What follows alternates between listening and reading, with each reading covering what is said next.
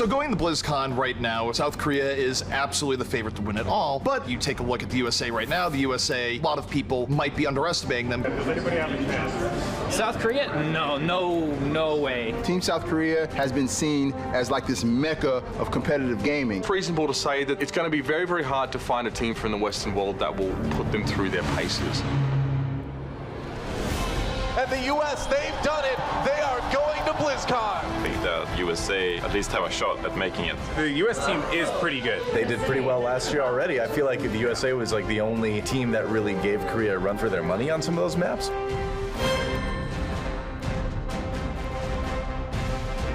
I'd say stylistically, we're very aggressive as a team. We always looked at make initiations and make plays to, take control of the fight very quickly and aggressively. That's right. Oh, but he gets cut down by Jake. Teams like South Korea just have stronger individual players, stronger team play. They basically are running the table on some of their competition. It's all about coordination. Every time we go, we're all in as one or we're not in. In our practice against other professional teams or other national teams, we've been really, really successful. So I think we have that expectation of ourselves that qualifying for BlizzCon is, sort of the baseline. Our real feeling is that we really want to go all the way and, take it to the grand finals, if not win the whole championship. I definitely think we have a few teams that could dethrone South Korea. I think Team USA is really bringing their game right now, and we have a huge team out there that's cheering them on, which is really awesome. I would say for us, victory is everything.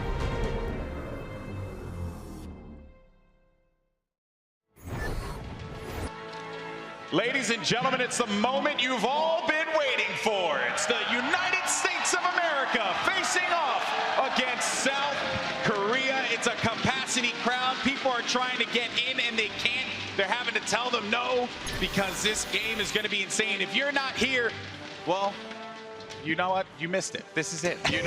I had a better follow-up for that moment, and then at every moment, I just kind of dropped the ball there. We have like thousands upon thousands of viewers on Twitch right now. People are watching through the virtual ticket. It's just ridiculous. This is going to be awesome. I am Golden Boy. There you have it. There you have it. I think I know who they're rooting for. Just let me get breathes right there. I think we just let this go until the game starts. All right, crowd. Calm down, crowd. I need to introduce my guests here. Of course, joined by my partner in crime, Jamerson, OGN commentator, the one and only Achilleos. How you doing? I'm doing very well. Happy to be here. Back to the United States. Been over a year for me, but another BlizzCon. And this time I come here to represent South Korea alongside these guys on stage and tell you why they're not going to be winning this match. Why USA is not going to be winning this match. Okay, yeah, correct yourself there. Yeah. Rap God himself. And then... Thank you. It feeds me. It's my sustenance. And then Captain South Korea himself, the one and only. My partner in crime. Mr. Monte Cristo. How you doing, pal? I think we have like the most pro-biased South Korea desk we might be able to have right here. Yeah. OGN caster, myself, former OGN caster, gentleman of Korean descent. And a Puerto Rican. And you know what? America! That's right! Freedom! I'm kidding. Well, I mean, kind of. That being said. All right, well, we got to go on with the show, guys. We got to go on with the show here. This obviously is it's a very partisan crowd here in favor of the United States, without a doubt. Is it? I couldn't tell.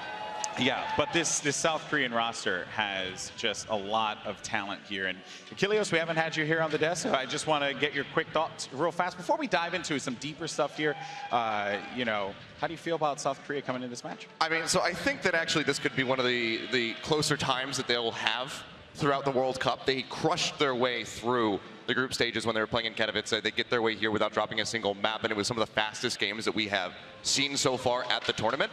But I think that actually USA could give them a bit of trouble coming into this, but I still expect Korea to come out on top. They have Flower, who is maybe one of the best DPS, if not the best DPS players in the world, has an insanely deep hero pool that he can bring out anything to just answer whatever US gives to them. I don't know if you saw that, but XQC's winning the T-Mobile MVP. I don't know if you caught that. Yeah. Everyone's got to be getting Flower out there with their MVP votes. Well, I'm sure after this game they definitely will. But all right, let's read the room here. I think it's time to get this party started. What do you guys think?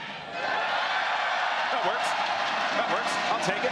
That being said, it's going to be the United States of America facing off against South Korea, the unstoppable force versus the immovable object.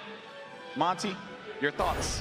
My thoughts on this particular matchup, you have to say South Korea is a massive favorite here. I think the unfortunate part of all of this is these two teams may be the best two teams in the entire tournament, and they are hitting each other via the random draw in the quarterfinals. So we still might have an explosive map here. A lot of the players are saying this is the patch where they think it might be possible to defeat South Korea. We're seeing more of a Mercy meta, which doesn't necessarily play into Toby or Jaehong's strengths. So they see at least a potential form of weakness. I have a belief that they are going to rise above that and transcend that potential hero pool weakness today, but we'll have to wait and see. All right, Jameson, I need someone to be a little impartial here. You're my partner in crime. I need your help here. Let's talk about USA. I'm forcing you to talk about the United States in this matchup. Yeah. What are some of their strong points going into this game? Well, of course, you have Mr. 150K himself, Sinatra, coming in. And he has one of the most amazing tracer plays that you can see displayed here in North America, but also you have to understand that he can rely upon the Zarya himself. He has that hero pool that we talk about that South Korea can also bust out, but Sinatra, he's gonna be the primary carry here. Now, what we really need to see is Jake on the other side of that DPS duo. Just be that really standout, solid, just DPS. Go on the 76, make sure that you're able to just help Sinatra clean up these kills. Well, the crowd is on their feet as the United States of America make their way to the stage. Kilios, I know that you are very, very impartial, so I want to get reactions though on this United States roster. I mean, like I said, I think that this is the best team that could take down South Korea. I think that if USA doesn't do it here, then South Korea will just go on to win the entire tournament. Bing, bang, boom, no problem. And also, like Monty said, this would potentially be the final if they were on the other side of the bracket. This very well could be the two best teams that we have in the event, and they have to square off right on the first day. So a little bit unfortunate there. We got unlucky with the draw, but this series could be absolutely monstrous. You mentioned Sinatra coming into this one. He's going to be such a big figure for USA to come out on top if possible, but I think that the Koreans are going to identify that, and they are going to know to focus him at all given times. If they don't give him the free reign that he wants, then they should just get shut down. So Monty, I know you have a lot to say, and I'm going to get to you in a second here, buddy. But for now, I'm going to ask my buddy James here, because I know once I get you going about South Korea, it's just literally not going to stop. That being said, James, this South Korean team, the weapons that they have on this squad, I mean, can anyone take them down? Here's the thing, I said that Sinatra could try and match them with the Tracer play, with the Zarya play, but the thing is, you have Sebiobi, that is an amazing, accomplished Tracer himself, and then if you're gonna go Zarya versus Zarya, well, you've got Zumba on the other side, who in Season 1 of competitive play was SR 93. By the way, that's out of 100. He was the highest rated Zarya one-trick in the world.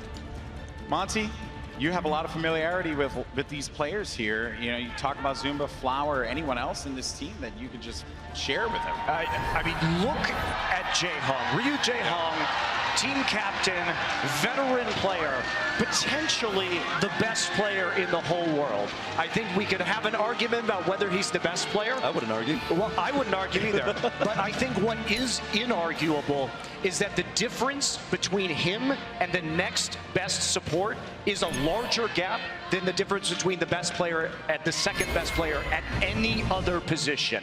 This guy is absolutely amazing. Now, there have been questions about who's going to play the Mercy on this roster. Is he as good of a Mercy player as he is an Ana player? Can he just power through that because he is the best Ana and play Ana just non-stop here tonight and still see that success? Yeah, that is certainly going to be a story in this matchup because of Ana taking a backseat a little bit in the meta here. If Ryu Jaehong's able to bust that out and just dominate, that will be very scary for literally everyone in this tournament. All right, James, keys to victory here, both sides. Well, one of the interesting things you just said is that in this meta, and for the last 6 months, it's been largely South Korea that's been setting the meta. So we can definitely see, actually, Ana's still coming into play for Ryu Jaehong. It's honestly about making sure that he's able to play his comfort picks. And if he isn't able to, well, they still have 5 other star players that can fall back on. Okay, Kilios, what about for you? I mean, yeah, we talked to the teams, we talked to everybody, and we always ask them, how do you guys feel about Ana? Is it going to be viable? And everybody said, like, no, Ana is not viable. We shouldn't be picking her up. And they said if Ryu Jaehong plays the Ana, they will destroy him. But I'm saying, you haven't played against Ryu Jae-hong's Anna because it is on a whole other level. This guy brought that character into the spotlight when he started playing it in Korea in the Apex tournament, and they're going to find a completely different style. They're going to find a completely different monster of an Anna if he does bring it out here today. All right, and Monty. Be scared. Final thoughts here, buddy. You just have to have belief. You know, I've been inspired by this crowd. I spent 5 years of my life living in South Korea, and I loved it. But today, you know what? I'm going to be an American. What a swerve! I did not expect this. You did not expect this at all. I didn't. You know, people have been wanting me to cheer for America for years, to protect the Americans. This is one of my top 10 anime betrayals right here. Unbelievable. You know what, Golden Boy? Today's not that day. No? What? There it is. Oh, no! This is a double turn. A heel turn. A One double of heel us. One of us. Oh, It's Korea, baby. It's a double heel turn. I cannot believe that we just had a double heel turn on this desk. Oh my goodness. All right. Well, that's it. Guys, I need you to make some noise. It's time to get into the game. It's USA. It's South Korea. It's going to be a slobber knocker. And let's send it over to your casters. Thank you, Golden Boy, and You ruined 2 shits for that, but it was worth. It was worth. It's okay. Buttons can get stitched back in. thank you, Golden Boy. And hey, Monty, I gotta say, you better hope South Korea wins because they sold out of USA jerseys, Hex. So he's really made his decision. It's good to know that Monty's clothes just tear apart. Just poorly made. He always talks about his fashion sense as his nice clothes, but apparently they just fall right off. Look, I understand what everyone thinks here. It is a David and Goliath story, but it's a story that we're all getting invested in, and I like to think that I have a pretty good nonsense detector, to use the PG term. And this United States team has confidence, and it's not false bravado. They really believe that this is the time where they have a good chance to beat Korea. And why not? You heard what the desk mentioned in terms of Jae-hong's performance on the support play, but now we're in a meta where Mercy is arguably the most important support hero. So fresh meta, not a lot of tape on this USA team, Hex. This could be the perfect storm for what most people would consider to be an upset. We speak about Mercy a lot, and they talk about maybe that the supports for North Korea, or South Korea, sorry, wow, completely different, are not as comfortable with it, but Adam is a long-time Mercy main. He's always been good at it, just crushes this hero, so that could be the difference in it. And also their front tank line. Their tank line of USA is vastly overrated. I don't think they can win up straight up DPS for DPS. The tank lines for USA have to come in strong. Yes, and that's been one of the lauded parts about Team USA, where you think back to the group stage, their tank line was very good. But ladies and gentlemen, here we go. Team USA out of the gates. There is that Ana that we talked about, and a lot of people don't think she's good in the meta, including most of Team USA, but as they said, Jae-hong's Ana is a different kind of Ana. Well, that's why he's playing it here. Not a lot of people give Ana love in this meta, but Jae-hong here in the back, healing up his team. A nice bio nade, going to keep them up and healthy, letting them keep pressure in. And there it is, the first pick up by Sabiel B. Takes down Sinatra and puts South Korea in a very good position here where they're simply dominating space. It's not a great sign for the United States that they lost Sinatra very early and then just chose to bail. That was not even a fight that happened right there. They can't play that scared. Sabiel B gets in there, takes down Matt. Adam will bring him back up, but resurrecting a Diva not always the best of choice, especially in their position. And I don't know what is happening here. This United States team has taken the first fight off. We just saw South Korea, really good tank play, very good support play where they utilize the Ana to keep people up. Now, the United States is moving back in. They're looking for the opportunity. Sinatra off that flank, Sabiel B in hot pursuit. The sound barrier already used from South Korea, which gives them this fight very easily, Hex. This fight is all but over. As Sinatra goes, so goes Team USA. It is the strategy they play around. They expect so much out of their phenom Tracer players so far. He has been getting shut down by his counterpart, and the United States has yet to set a toe on the point. This is dominant from South Korea, and this is what a lot of people expected, but you can't write off this USA team here yet. Now, you see them coming up this left flank. Sabiel B waiting there for the pulse bomb and just early pressure. Now, he's going to back up just a bit, and Team USA, they activate the Valkyrie. This has to be their moment. This is going to be their big advantage. They're running a Mercy, and South Korea is not. That means they have 2 extra lives on here. Flower just dancing alone in the corner reminds me of Prom, and he gets nothing out of it. And then for Team USA, this is the fight they had to win, and it's a nice engagement. Adam set the tone with the Valkyrie, and they just dove right in. Dominant stuff from USA, and they're going to get their first control. They will take first control, but nearly 80% for the side of South Korea. They need to win fights in which they don't have Valkyrie up. If that's what they're depending on to win fights, it's going to be a long day for them. Matt, Sinatraa, Jake, all with their ultimates up. They need to turn those into efficient kills. And Jake, he's going to be key in this next fight. Here in the back, Xavier will be taken down immediately here by Raucus. That helps, because you look at South Korea right now, they're not running the Mercy. They can't undo that. And the United States, they're going to hold firm. Yeah, with Toby out of it, they have to back out. Again, you mentioned no mercy means no second chances at these things. And every fight that the United States can win without having to rely on Resurrection is a good fight for them. There you see Transcendence comes online. If they can win the next fight off of that, they will have Valkyrie again. And Jake, he was able to save the Tech Visor in the last fight, but now he has everything in his sights. Tech Visor's up, gets stymied by the Reinhardt shield. Heavy pressure, healed up by Adam at the last moment. Now he's going to back up a bit, but South Korea, they roll onto the point. Nano boost and barrier to make space. And yet, the USA, they were able to disengage really well here. They're still very much in this fight, and Adam might be flying with the Valkyrie in just a moment. Well, that is an Earth Shatter. It does knock down one, unable to get it down, but that is a huge kill onto Adam, who is going to have his wings clipped. No flight there, no resurrections. However, United States still in this fight. And that is a blessing in disguise. Raucus with the pick from behind.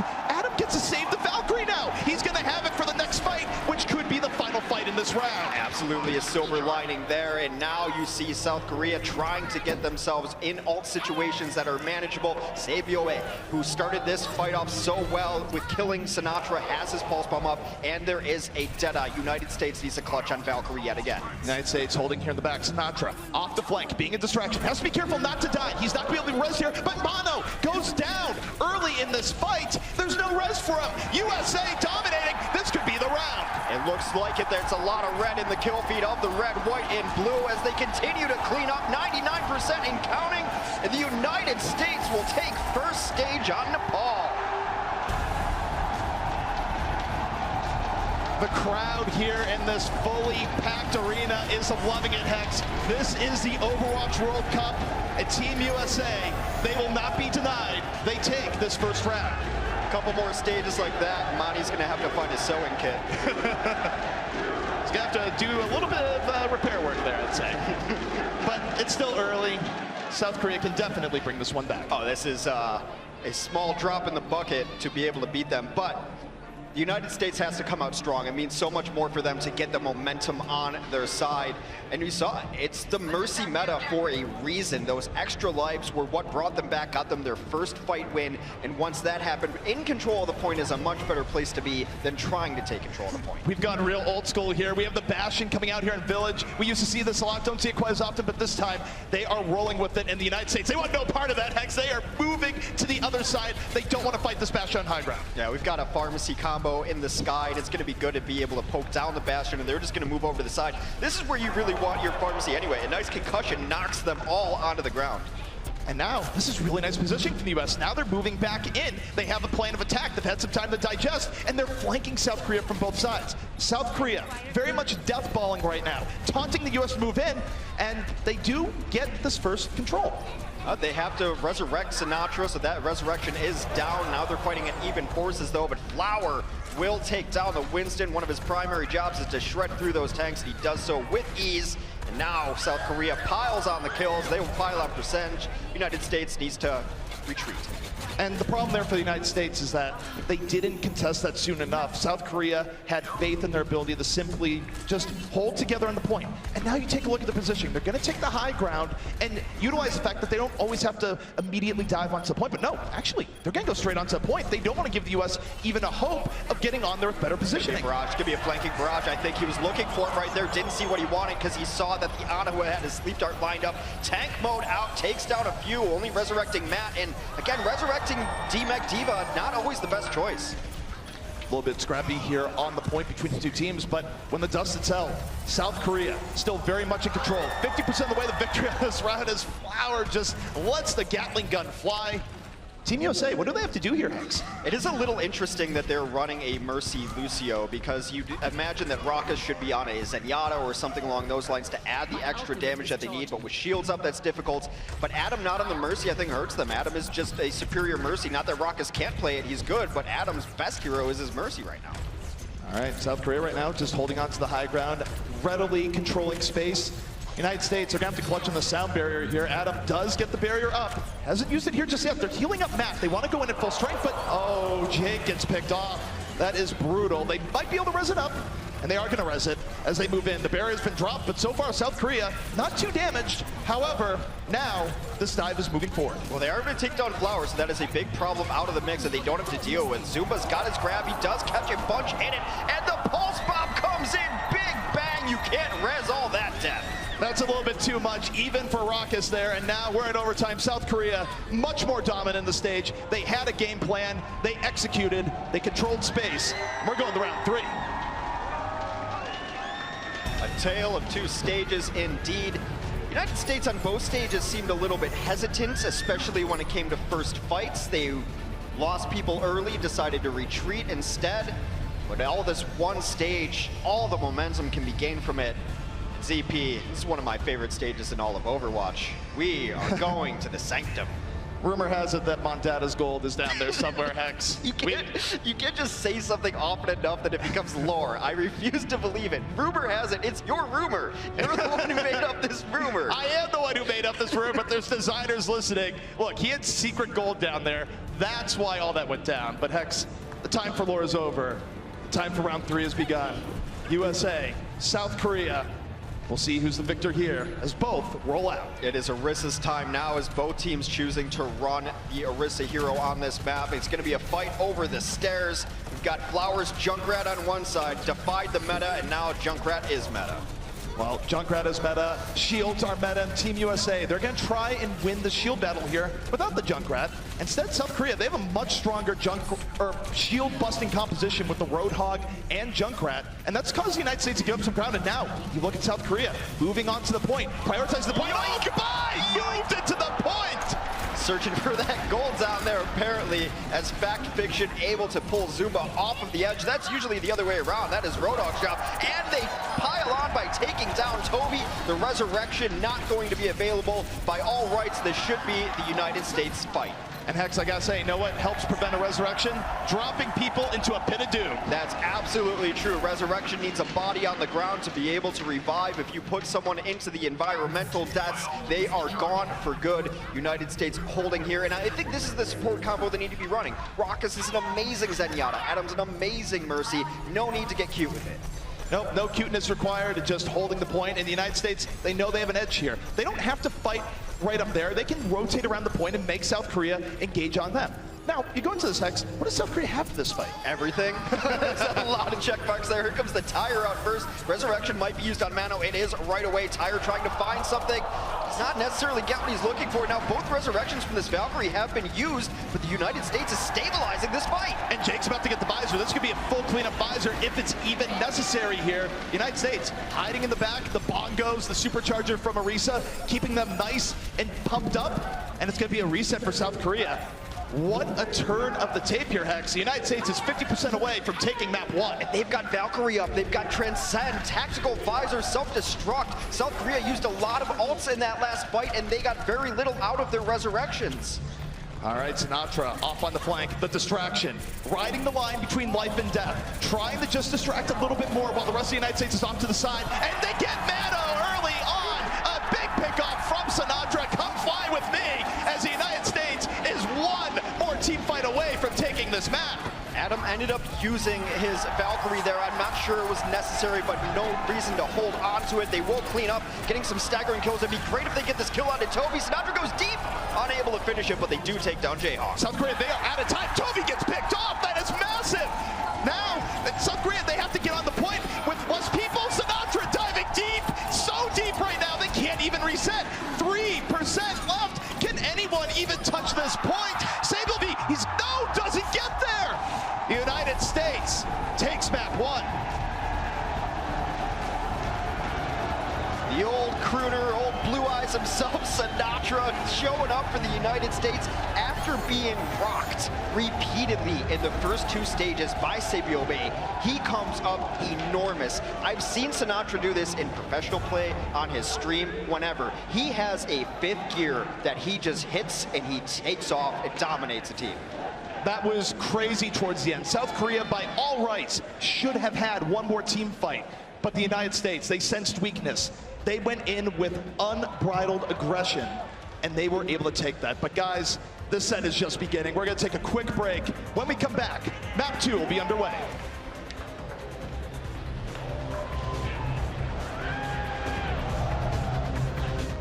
BlizzCon 2017 is brought to you in part by Republic of Gamers, Intel, T-Mobile, and NVIDIA.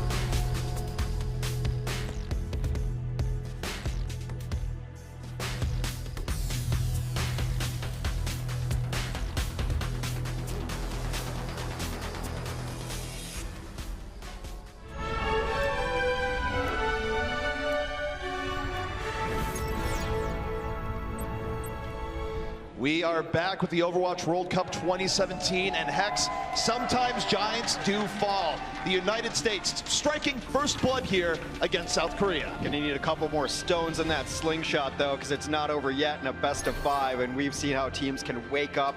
Reverse sweeps have been happening earlier today. If there's any team that can pull it back, it would be South Korea, but United States gonna try to ride the momentum. Sinatra's got to stay angry and just play the way he did right there. We are headed into Eichenwald. And I don't know if I'll ever be able to look at this map without crying now. That cinematic touched me. There's so much more emotion involved in this map. In the state, it's also where Reinhardt lost his modeling career forever, so sad times all around. Hey, I heard people dig scars. It adds character. You know, I just wish his modeling agency thought that way. But guys, we're heading into the castle here, and Hex, what might give this a bit of an edge to South Korea in terms of preparation, how Eichenwald breaks down? Well, I mean, South Korea, they're going to have a good chance to just be able to get to the back line and take picks on this first time. There's good flanking routes for Sebiobe, who really was getting the better of Sinatraa early on. I think Ana can work here, and I would not mind seeing them bust out a Genji. I think a Genji is absolutely necessary when you run second point, so a nano-boosted blade can really crush through for South Korea. All right, South Korea, this time they will be rolling out the Mercy. Not a lot of differing from the meta here, and they're going to be going with the Pharah, where Flower is going to have multiple avenues of attack available to him, and it's going to be up to really just Jake, actually, to try and shut it down with Cool Matt, where Junkrat can be surprisingly decent anti-air at times with his recent changes. Yeah, there's definitely a strategy you can employ with Junkrat to get up to that level where the Fair is, but they're going for flank. I thought South Korea might do this when I saw their composition, because this is a squad-based composition. It is 2 parts and 4 parts. Jaehong is going to be responsible for the tanks on the ground, and Toby is going to be solely on Flower duty. They do not see this CP. This is sneaky, sneaky stuff from Flower, a stealth bomber if there ever was one, but the defenses have been alerted. Now you see Matt getting into position. You got to think he's going to be going for Flower here in a second. You can't leave him here to just pepper you with rockets from above for too long. But so far, he has been uncontested in the USA. They're just hiding for cover. There's a lot of cover on this map too, and that is a couple of huge kills. Cool Matt decides he does not want the Pharah. He wants the Mercy instead. Flower lucky to get out with his life before he is wilting. Will drop down for a pack, but that push completely deflected thanks to the nice diva play from Cool Matt. Flower taking the float of shame back to his team there. And what we saw there is one way of dealing with a Pharah where it's not usually effective is you ignore it. You just try and win the ground war. Jake says, you know what? I'm in the army now. I'm just going to go over and flank your team, kill 3 people. Why not? There's just a lot of really good cover to hide away from a Pharah on this map, and unless your ground war is pushing them out of their hidey holes, you're not going to have a whole lot of targets. Boost is up. We'll see which target this goes on for Jayhawk. Sinatra goes down early, and I don't think he's in a very visible position. No, Adam goes for it anyways. He's back up, and he gets Toby back off the flank, and the United States might very well hold here once more. The small downside from that is that Adam didn't feel comfortable going in just for the resurrection. He wanted the Valkyrie resurrection to give himself a little more survivability and mobility. So that one kill onto Sinatra cost them a Mercy ultimate to get back onto it, giving South Korea the advantage in that regard. They're still holding on to a couple of their own ults as well. South Korea's next push might be their best option so far. And very well could be. They're going to have to go through Raucous' Transcendence here, but it'd be a boon if they could somehow get him early. Flower under pressure from Cool Matt, not necessarily the safest place to fly right now.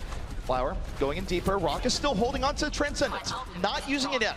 There's a lot of patience coming in from this USA team and dealing with this assault. And Flower, the Discord orb followed by the diva pressure, forces him back. It's just chucking mines at him from below, but Jake has got himself in a really rough position now. He is close to death, will fly away, grab on the point, but they're not cleaning it up. The Transcendent says, we're gonna be fine. They get Toby, and Mano, though, drops the hammer. South Korea still fighting, still trying to turn this, but you see Matt, one of the last ones remaining here. How long can he delay? Jake is gonna go down. South Korea, they might have cracked this. Jake was trying to get the pressure onto the Pharah. That is one of his jobs as a Junkrat, even though it seems a little bit against what he is best at. A pretty solid defense overall. They will finally clean up and get back onto this point, making them use some ultimates in the way to do so. Do they want to come back here? They've got reses. Here comes Matt. They're coming back in. They're not giving South Korea anything for free. It's a bold plan, but Jake, barrage over the top. Flower gives his life for it. The United States very well could bring this back. However, with the resurrection coming in from Toby, they've at least made South Korea invest the Valkyrie, but that should now be South Korea's point. That was 100% worth it, in my opinion, to come back, because if they don't invest the Valkyrie, they might lose the fight, and now you flipped the ultimate advantage, most importantly, the support ultimate advantage in your favor. Adam sitting at 78%, Toby at 0. What Valkyrie gives you is essentially 2 more lives. It is an 8v6 when that ultimate is up. All right, well, the United States, they can feel very proud about that early defense. They certainly bought a lot of time, and now it's gonna be South Korea under time pressure for the rest of this map, and it's very easy, Hex, to get gummed up here in the streets phase. It can be. I'm going to be interested to see where the United States wants to hold, if they're going to try to hold high ground or do a door pressure kind of hold and send all the way down. That is an enormous pulse bomb. Adam out of this fight, and usually when that happens in this current patch, the fight is over.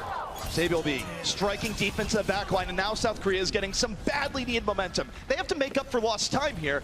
Point A didn't go well for them, but point B has been stellar here so far. The flanking, catching off guard, and that's a big stagger indeed. Gives Zenyatta a little haircut over top. Just saw him peeking around the ledge. Forces Adam to burn the res. The Valkyrie is out. Blade is out in answer. Blade is out. Flower just going to get pushed back a bit. United States death-falling it here up top. The Blade, it's put away, and the United States is coming in off the flank. Zumba off the fight already, and it is very close here in the point. But you see Adam, Valkyrie is in progress. He's healing everyone up over the top, and angels are flying all around as Toby takes the skies as well. That's the second resurrection used from Adam, though, meaning that the United States has no more free lives, no more one-ups, while Toby does. They're able to draw this fight out long enough that they're able to take the advantage here. And despite the stall-out tactics on the cart, South Korea continues their onslaught. They're moving it forward, and this castle door might be broken down again. I saw this earlier today, the cinematic, and well, just might be heading this way. As South Korea, they're going to take point B. They're going to knock down that door. And Flower hits a brick wall, and Cool Matt goes a little bit too deep. A little bit. They will get second point. That will add a little bit more time on the clock. 2:40. Again, it's going to be interesting to see where the United States wants to hold. Do they want to hold straight up on this door? It's a very solid place you can hold now, even though the changes to the map have made a crumbling escape. Toby and Zumba down means that this fight's going to take a little bit longer to reset up at the very least. Jake has consistently been very sneaky on his Junkrat here, where he's coming from directions that South Korea is not always expecting, and that just buys the United States more time here, where, again, you look at the time South Korea has, because of their slow start on point A, Hex, they don't have many pushes here into the castle, but here they go. I like the switch from Sinatra to go onto the Zarya too. It is one of his best heroes. He gets Gravitons up like no one's business. Blade comes through from Flower, but largely negated with the Transcendence. Only gets 1 kill. And Adam will bring Sinatra back to life. Now Everett brought back to life, but there goes Adam. We got reses on both ends. The support ultimates are now out of it, but the United States is controlling space very well right now. Matt pushing South Korea back. They have to give up some room, and now the tire from the side.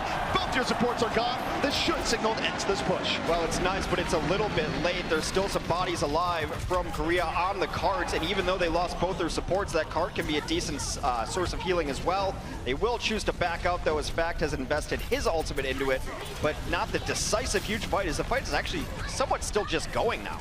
It's going back and forth. Next fight, though, Adam has a Valkyrie at the ready, but something to note here, this is a very closed-in area. Valkyrie is not quite the invincibility spell that it sometimes can be in other areas, so you still have to be very careful when you use it here. Toby's done a great job of building up his Valkyrie, too. Despite some of the advantages that you would think Adam has, Toby's done a great job of getting his Valkyrie up as well.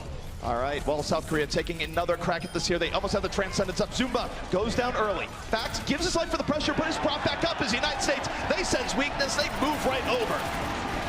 Finally, Jake puts an end to Sabiobi's 20-player kill streak, which is nearly unheard of, even with resurrections. Back to Jake, will just camp right outside the door. US seeing if they can get anything going there. And we are at 30 seconds, CP. And don't forget, Sinatra, he swapped here to the Zarya's already almost built up a Graviton. Hex, how important is this here for this final fight? Graviton is a fight-winning ultimate, period, end of statement. And that's where it is, where Sinatra, he's going to have this grab up. South Korea has to play this perfectly. They might have the Transcendence, but you can still be critically wounded while stuck in a Graviton. Will the USA defend this castle? Sinatra holding in the back. Graviton not quite ready yet. The gauge is early. Now he drops the grab immediately. South Korea have a hug. Hug your neighbor. The self-destruct from the back. 2 quick kills from the United States. But South Korea, they're going to transcend and still fight this, Hex. Transcend out on both sides as they look awkwardly at each other. Here comes the Valkyrie undoing all of that Graviton work. Teams at full force now, and Flower dashes through, cutting up the supports. South Korea continues to push it overtime. Toby turning the tides, the double resurrection. South Korea endures the Graviton, and now Zumba might have the victory Graviton of his own. Still very much alive. The United States getting staggered. We're in overtime, Hex, but it doesn't matter if Zumba lands a great grab here. They could get locked in the doorway here depending on where this grab wants to go. It's one of the only ultimates on the field. Adam nearing his own Valkyrie again. Sinatra just used that grab at 66%. If this drags on, he could have his own grab. All right, Zumba, the man of the hour, drops the Graviton, gets the Team USA tanks in it. Is the follow through going to be there? Matt, damaged, but not dead yet. Able to back out to a safer spot as the pilot Diva. And now, both teams looking to contest the card. It's delayed from the United States. Sinatra not going to get a grab because he's blown right up. Resurrection, though, from Adam in progress. Both tanks back into the fray. The Angel of Mercy has given the United States a chance to delay this out a little bit more. Flower looking for a little bit, not finding everything he wants, but Sinatra dies for about the 3rd time in the last 10 seconds as they continue to push. It is all South Korea in that kill feed. United States looking for a miracle. They will not find. Korea finishes out Eichenwald in overtime. They breach the castle walls, and finally, they conquered the castle at the very end. However, for the United States, they were able to draw out every last second on the clock, which means that not only do they have a victory condition just by saying a better time, if that time is over a minute, South Korea wouldn't even get an attack in extra rounds. So the United States still has plenty to work with here as they go on an attack of their own. It's not a terrible result at all, very difficult to tell what's going to happen there. So, it's just frustrating because you thought the United States had that, but South Korea is so good at disengaging. Toby was out of that. They knew that that ult was up. They had to have the gut sense that Graviton was going to happen, and it's a great job by Toby to stay out of that mix, out of that mess, and undo all that damage. Then to ride the wave of that momentum of new players up, get their own grabs, get their own ults. Just a really beautiful positional play from Toby. And the thing there too is that Sinatra's under pressure. South Korea was really pushing it hard on the United States before his graviton, so he couldn't sit there and cherry pick the perfect graviton that would include the Mercy. He just went for it and hoped that they would kill the Mercy later. You know, I think he could have, though. They didn't have a diva. Yeah. He could have just heading off to the side. You have your own barrier. You've got support. So there was no diva that was going to eat it up. I don't think he was really pressured into that grab as much as we may think. But I think he could have just picked the perfect time to make sure, if I only get the Mercy, this graviton is still worth it. But that is neither here nor there. Other side of the map yet to go.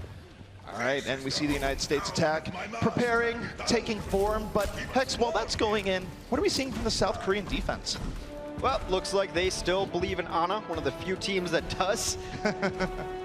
And Toby's going to stay on this Mercy. And Mercy you used to only see with a Far player just to get the vertical escape. She's got her own wings now. No need, as Flower's going to just take the long distance damage of Soldier 76. Speaking of having wings, don't tell Junkrat that he can't fly. He is more airborne than I think he's ever been with recent changes. And Jake, his goal here, get damage over the top, crack some shields, and whoa, what a concussive mine. Scattering South Korea and giving the United States more room to work with here, Hex. Junkrat can fly in the same way like Wile E. Coyote can fly. It's not graceful, it's not beautiful, but he does get some airtime. I mean, I would say his products are much better than that. Whatever his source is, it's way better than Wile E. Coyote. But Jake right now, not a lot of pressure on him, but he's doing a lot of damage, certainly pushing South Korea back. No early pickoff here, though, just yet. South Korea is still enduring. Taking a nap is Jake. He will get cleaned up and forcing out the resurrection. Flower takes down Cool Matt on the other side of things.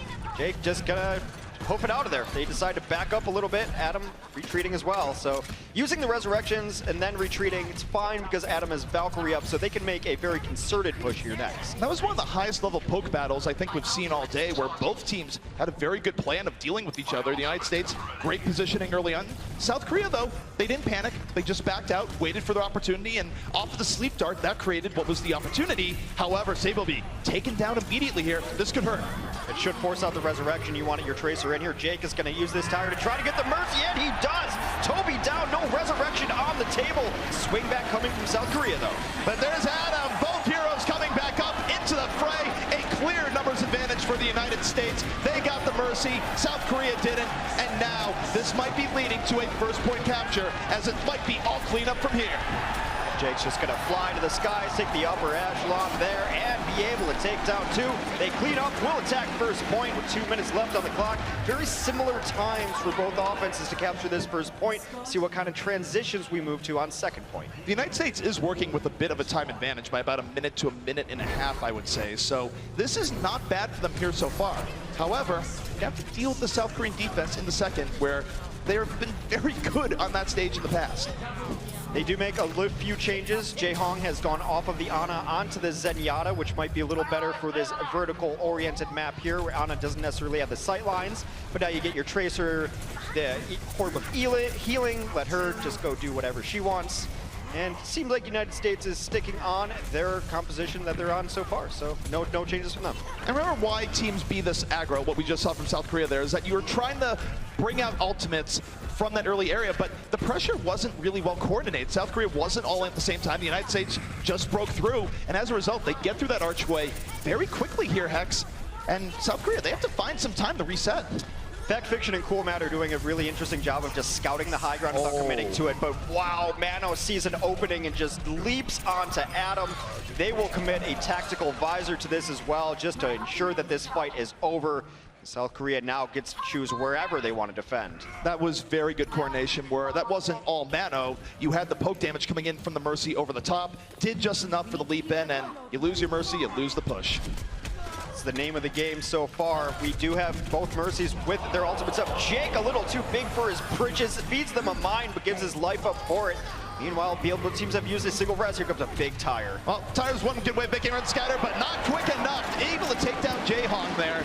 And of course, he's going to get brought right back up. Still, it gives the United States a bit of an edge in momentum, as Jake on anti-air Mercy duty, as it were. Junkrat over the top. Sableby, he's out of there. And the United States now working with a definitive advantage. The Junkrat buffs have made him absolutely a terror for Tracers. His second concussion mine always at the ready, able to do so much burst damage. I think Tracer's death rate in the last season went up by a magnitude, and a lot of that is due to the Junkrat play. United States pushing very well well here. Some stall-out tactics with the Primal Rage on the card, but eventually you think the U.S. should be able to push. One more fight will happen outside of the gate. United States, they're not quite to point B here just yet. Plenty of options for South Korea, Hex. You take a look at the Transcends. That alone, if they use it correctly, could give themselves a big advantage. The United States can counter with it, but we'll see what South Korea does on this engage. Sinatra trying to get some poke and has to be very careful. The self-destruct will come up over the back, does not catch anyone, but Zumba's now got pressure on the cart. Pressure is on the cart. The Transcend's out from South Korea, but they don't get any kills after using that there. But somewhat evened here. Flower off on his lonesome here to the back, trying to go for poke damage. Now pressured by Jake, knocked into the air. And it's a bit of a stalemate there, but the rest of the fight is going on to the payload. They're gonna DMX Zumba, and the United States, they are clearing the space they need. What South Korea was trying to do there with the self-destruct, and then you saw later with Flower on the high ground, they wanted the self-destruct to let the United States retreat to the back so that Flower could have a shooting gallery. The United States instead pushed forward, dropped a shield, and that plan went for nothing. Well, this might be going from scientist to burly German man there, where he even had the Primal Rage, so this is interesting for Fact Fiction if he is swapping, and I guess he's not swapping. I'm not actually sure why he jumped into the pit now, but in any case, he will have the Primal Rage up for this next fight, and we'll see if they can capitalize this momentum, Hex, as they still have 2 minutes and 25 seconds to work with. Yeah, Pulse Bomb up for Sinatra. Remember, they have to complete it to the end to at least force out a draw or another attempt from them. On the next side of things, South Korea did finish this map. Now here comes a tire, but so huge, will take down Mano. Insta-res on Jake, who gave his life for it. Straight out that Pulse Bomb. Meanwhile, the Fact Fiction going deep, still has Primal Rage and doesn't need to use it here. Gets healed up. This is very big for the next fight. And this is the danger zone for South Korea, because if they don't win this next fight, the United States will almost certainly be taking Eichenwald. This is great for Fact. He's got Primal Rage. It's a closeout ultimate. He can play bouncer at the door. If he pops it and just keeps punching them in there, he chooses to hold it for now, maybe using it as a survival tactic. Jake kills Toby. That's enormous. That is huge. It can't be any bigger. Jake off the triple kill, clearing the way for USA. The Fallen being rezzed up by Adam. They're so close right now. Adam in Valkyrie state, hovering above, bringing up the Fallen, healing those who that need healing, and now the United States, they're keeping the pressure on right now in this key moment. They need to kill Toby. Toby is too close to Valkyrie. In fact, falls himself into a trap. Tries to go get healed. He does not. There are no resurrections available. United States needed to close out that fight faster. They did not. They allowed Toby to get back to life, back to the healing out there. He has Valkyrie for the next push. United States will not complete this with over a minute. That was their window, Hex. They had a big advantage in numbers. They had an advantage in ults for a while. Now, oh, that's a big stack. Now they're in danger of not even completing the map. Yeah. We are below 60 seconds here, which means they have one good push. And South Korea did such a good job stalling out without using ultimates that now they've got to push into a Valkyrie. There's almost no way that Adam's going to be able to get to a Valkyrie during the remaining regulation time. And now they're just making some mistakes, eating chunk damage through doorways. This is looking kind of sloppy for the United States in the last minute or so. These are mental errors, pure and simple. They're not coordinating right now. They keep just sort of walking themselves forward without a plan, and they've given themselves really just a lack of a minute that they otherwise would have had. Sinatra gets taken down from long range. That can't happen. Here's the silver lining. They've been eating so much damage outside of spawn that Adam has Valkyrie back up. This could be something that works for them. They've got a tire, and there goes the tire. Here comes a tire now in from Flower. Some of the only tires in the universe do damage in Overwatch. Adam has to res Jake. Well, they have to get to the payload right now. The payload was very deep in. 2 seconds, 1 second. Is anyone there? Overtime, it's in progress, but I don't think many people are left here to actually keep this going as South Korea taking down player after player. Coolmat tries to buy some room, and Adam's there, gets the res. Don't know if Coolmat's gonna be able to get back into the mech though. He does, but just as quickly it goes down. It's Valiant stall coming out here for the United States, but it's all over here as South Korea's will even up the series 1-1. That window they had on Eichenwald last will be in their nightmares if this series goes wrong for them, because they had everything going right. I'm not certain why Fact didn't bust out Primal Rage right at the door. We had the camera on him. You can just punch people into their spawn. That means that your team's going to have a 6v4 out there, or a 5v4 if you will. But they chose to hold on to ults for the last second. South Korea did a great job of stall out, and that was their window. They were unable to finish the fight quickly enough. No doubt about it. If they were going to shell shock South Korea and put them on match point, they had their opportunity. They did. You can't let a team as good as South Korea back into a game, especially not with how that ended up, where they simply just shocked the U.S. Absolutely, and then Toby came out, and they understood that Toby's going to have this ready to go, try to get on him, fell right into a trap, and now it's tied up. All right, guys, we're going to be taking a quick break. When we come back, the desk is going to break down that exciting first half.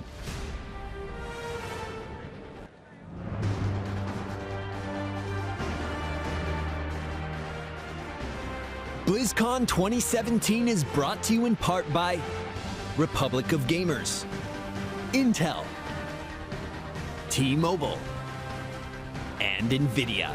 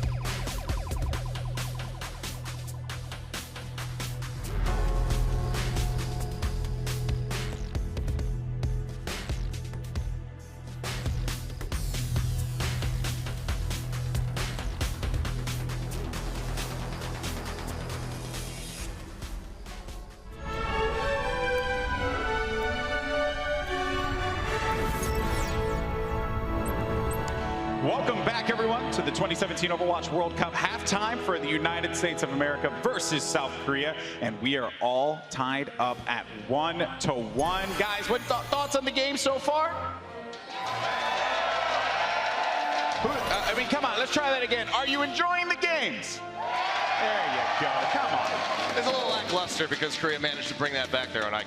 Oh, stop yeah, it, win or you. lose, though, these are exciting games. Very true. But the good news is we are joined by the one and only Seagull. How you doing, buddy? I am so excited to be here right now. So, these games are amazing. You were there last year playing against South Korea, and this time around you're here, you're joining us on the desk, you're talking about the games, and are you kind of glad that you're not having to deal with that right now? Because I wouldn't. I love playing. Yeah. I would love being there, yeah. No, I wouldn't doubt it. I'm just saying, like, I don't know if I can handle the pressure personally. Look at me, I'm all sweating, I'm all verklempt over Well, here. you know, it's so easy when the crowd just chants USA all day. Oh, you see, you know, like, that's just easy. That's easy. You try to get, we got to get the USA chant going. I got one in the middle of the game, and I was super excited. I was proud of myself. It was like in Australia when I got the Aussies going. It's probably not that it's probably not that hard to get the USA chant going. Yeah, even you can do it, and you have a Korean flag draped over your shoulders. Yeah, I know. See? Yeah. Thank you. See? You see how easy it is? Yeah. All right, well, guys, let's talk about the games here. First and foremost, you know, we took a trip over to Nepal, and USA came out the gate swinging here. Seagull, I want to get your thoughts because you're telling everyone USA is a very, very strong team, and it's shown to be the case here. On Nepal, I think that was USA's strong point. I noticed that on the first round and the third round in particular, USA, they had such a strong showing. I was amazed. The second round, they were caught out a lot by Bastion, but otherwise, you know, Eichenwald was such a close game too. I'm just really impressed by how Team USA is playing because they're playing so smart. I'm really impressed by that. Yeah, and speaking of, James, I know you have a highlight, and I want to jump into that. What do you have for me, buddy? Yeah, honestly, it was basically the tipping point of the match where US, they almost had the hold on third, but it came down to just milliseconds, and Korea's understanding of how to work around some of the ultimates that they knew America had. So if we go into this highlight here, we started off Sinatra, he's got the graviton, he goes ahead and throws it down. Flower and Mono are both caught in it, but they don't use the Transcendence, which normally people will react and say, yes, I need to trans this to keep them alive, but the burst damage is there, so they don't use it. Instead, they use it here to make sure they cover Toby, who's coming in with that Valkyrie, to make sure he gets the double res safely into this. Off the back of this push, Korea finished it off. They give themselves that extra distance that, well, the US wasn't able to push. Yeah, and just the way that South Korea meticulously puts together these attacks. And, you know, Achilles, you have the pleasure of being out there in Korea, commentating these guys on OGN all the time.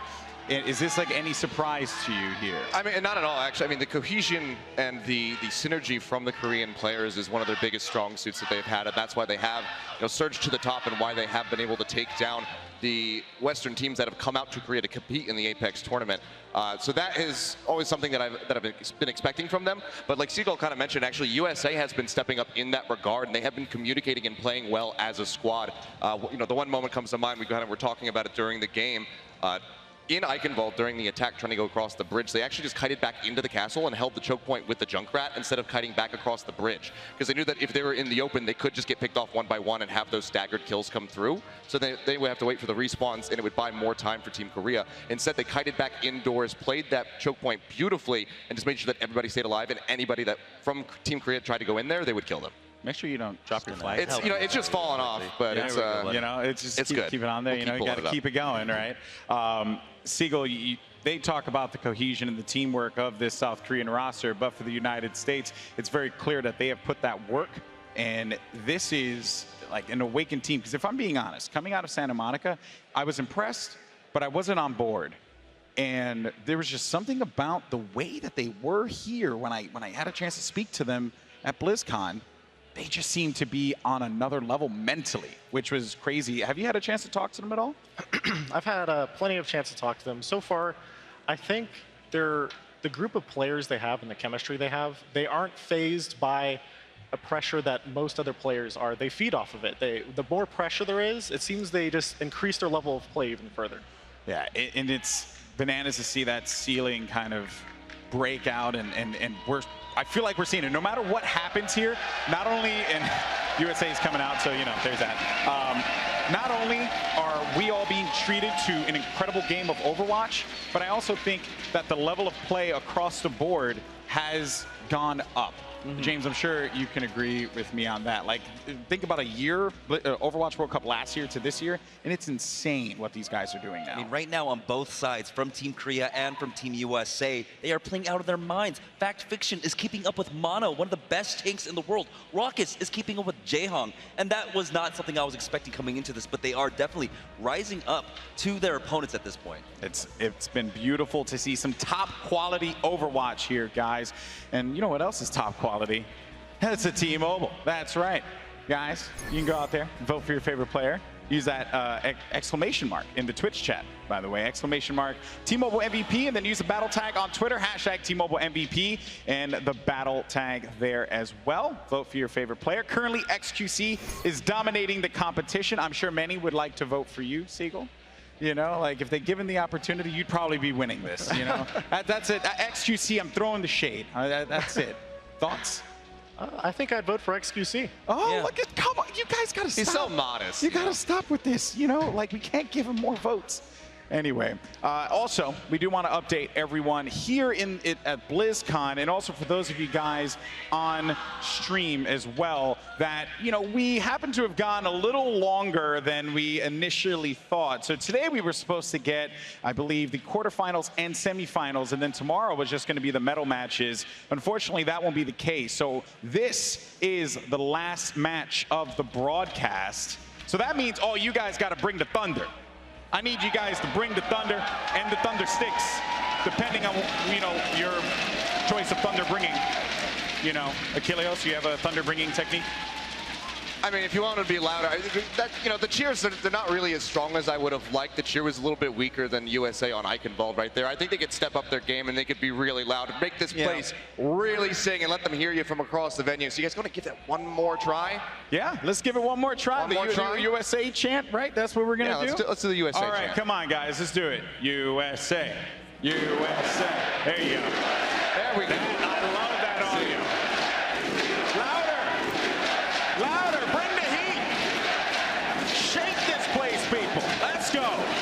All right. Achilles, thank you so much. If you look at that, you're American after all. Yeah, you know, it's my home country, so I can support them to some degree. But I'm bouncing back and forth in between this and South Korea. It's a win-win situation for me. But right now we're all tied up. Yes, boo. You're like a New York fan who roots for the Giants and the Jets when it's convenient for them. I still cheer for the Giants, even though we kind of suck right now.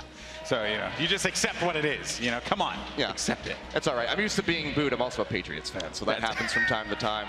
Just a combination. Speaking of patriotic, speaking of USA, who better to talk about than the man himself, Jake? We had a moment to catch up with him. Let's go ahead and take a look.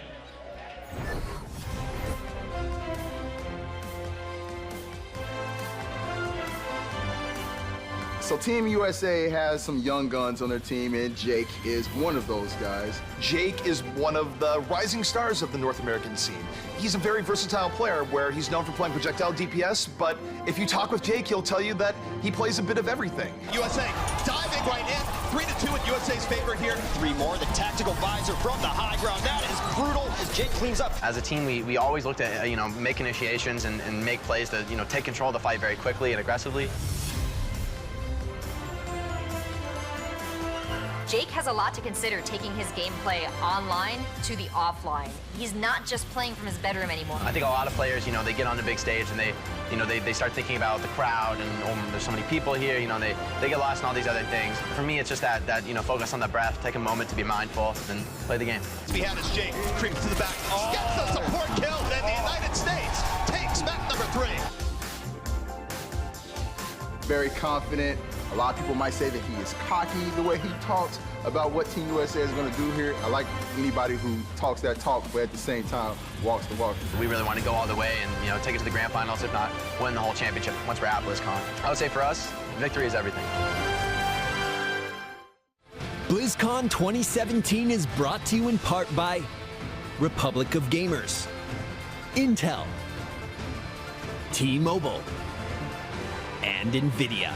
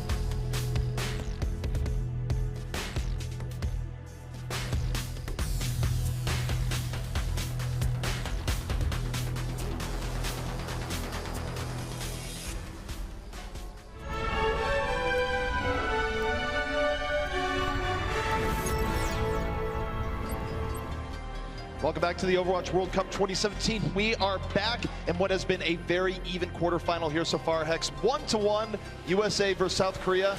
But now, USA might be heading into South Korea's territory because they are very good on Assault. Very good on Assault. Hanamura is a map that we expect, probably both of us, that South Korea should win. It's going to take a bit of a miracle for the United States to win, but I mean, they already took one map, and that to some people that would be a miracle already. This South Korean team, the heavy favorites. United States has been hanging with them toe-to-toe, so it's still anyone's game in what is now essentially a best-of-3. No doubt about it. I mean, you look no further than what happened in tournaments such as Apex, where Western teams were historically a bit weaker on Assault maps compared to South Korea, which really all the teams there embraced this style of map, and I really do expect to see just nothing but excellence here as we move in. It goes back to what the desk said and what the keys for South Korea are and what really defines their play, being coordination, teamwork, and in my opinion, the most impressive has been their patience. In fights that I thought they were lost, they were patient. They knew when they had to go in. They brought it right to the brink of their timings, were able to get the right ultimates when they needed them because of their great sense of timing and patience. Well, now we take a look at the South Korean defense here. Hexen, they are busting out the Orisa here on point A, but also the Roadhog for a little bit of extra poke, but we have swap on the offense. All right, United States moving forward right now, and for now, they're going to use Jake here in the back, and I think they swapped to this Junkrat Hex to crack that Orisa shield. Yeah, Orisa's shield is going to be something that is always going to be a problem unless you're throwing a world of damage into it. You need to contain those small windows when it's down because its cooldown is so low. Sabiobi, again, has been a terror. However, taking down Toby means that this offense has a huge window to be able to push now. And Jake, he's going over the top. He's sacrificing his body for the cause, trying to break this South Korean defense, which is still very well organized here at the top, but Zumba's gonna go down. Jake gets his men, and this might be a quick first point capture indeed. Sabiobi did the best that he could, got a couple of kills on his own, but again, once I mentioned, you take down Toby, then the Resurrection, which is essentially your reinforce mechanic on the defense, unable to do it. Sabiobi overstayed his welcome, gets treated to a plate of mine. Jake doing a little bit of emoting there, and why not? That was a phenomenal display of Junkrat's skill, heading over the top, able to crack that South Korean fortification on the top. And Rockus, that's a big pick. He got Flower there. Yeah, Flower has wilted. That forces out the Resurrection, and Toby's not anywhere near his Valkyrie, which means for the next 20 or so seconds, deaths will be permanent. Jake right now moving in, and here comes Riptire. This could break this wide open for the US, looking for anything, and uses it to demech Zumba. Zumba's out of the mech, and now Team USA has to move to capitalize on this. That makes a lot of the damage is going to be able to come through as they try to remech. That is a huge pulse bomb, takes out Sinatra, takes down Toby. The United States rolling through here on Hanamura. This is absolute insanity. They have cut through the South Korean defense like it wasn't there at all. Jake has had himself around. 2 ticks already for the United States. Jayhawk has to come out with the emergency transcendence to buy South Korea some time. Toby now flying in, a resurrection, but is it going to be enough? Toby goes down again, and right after the resurrection, he gets no more percentage charge on his Valkyrie, which is so important. United States dominating the kill feed. There's simply an ice block on Mano. Man's not hot, he is down. United States will take last point. Man was quite cold next to the bay there, Hex, to say the least. Wow. This is supposed to be a strength of South Korea. Yeah. We know how good they are on assault. And stunning. What do you do when you have a player like Jake come in there and break all the rules as Junkrat? Just super aggro as Junkrat. Sometimes you want to keep your distance and just crack shields. You want the consistent damage up. Jake says, I have 2 concussion mines for a reason. One is for flying and one is for fighting. And he goes, uses the one, drops it in over the top, and just does so much raw damage from the damage boost from Adam as well. Worth noting here for Assault, even though that was incredibly impressive by the United States, and they've certainly put themselves on a good track. We're talking about a team of veterans here for South Korea where they could easily strike back with just as quick as of a time. So this is still anybody's game. We have a long way to go. Second, we definitely have a long way to go. That is about a good of an assault on Hanamura as you can ask for, especially going into second. Look, first, if you can hold once or twice on first as a defense, you're happy. First is not necessarily where a lot of teams are able to hold at the highest of levels. But second is where teams run out of gas, get stalled out, have to reset constantly. To be able to have the push the United States had is great for them. 5 minutes on the clock and they're back. I would say no matter what here for the United States, they're playing with the house money to some extent, because even if they get absolutely shellacked by this Korean offense that's going to be coming in here, it can't really be too much quicker of a time than what they just said. We would just go into another set of rounds. Yeah, it'd be very difficult for them, but I believe we'll be seeing a lot more Hanamura as we go forward. United States going to try to prevent that and try to pull out a defense here.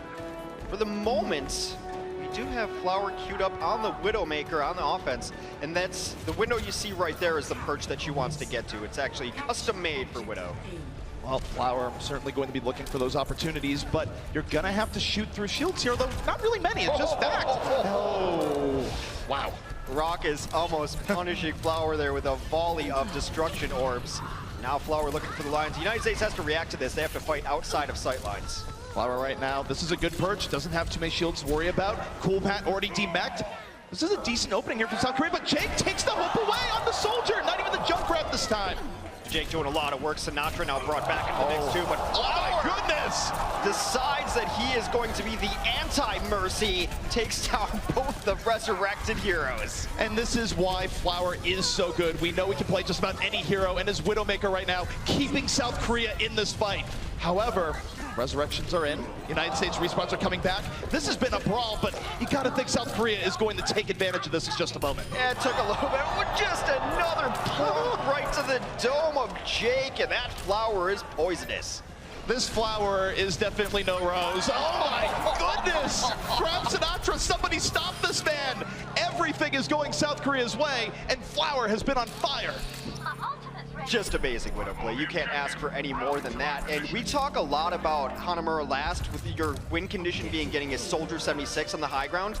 You know what's sometimes better than that? Getting a Widow on the high ground who's playing like Flower right now. He's going to have infrared sight up, and now he can see through walls. I don't really need him on the high ground the way he's playing. I just need him in the game. He has been playing out of his mind, shot after shot. The United States, at some point, you have to consider, do you go to a different shield tank here? Because Winston is not providing them cover, as Jake basically cut down by Flower. Jaehong had the support, but now they have created a great opportunity as Flower locks himself into position. And this is the pressure put to the defense. Do you send someone up to deal with Flower? Do you fight on the point? You can't leave Flower alone up there. They are going to try to dive him. It's only a Winston so far, but his team comes back to support him. They know where their bread is buttered. Well, there's bread getting buttered, but finally Flower getting taken down. USA says, please stop, no more.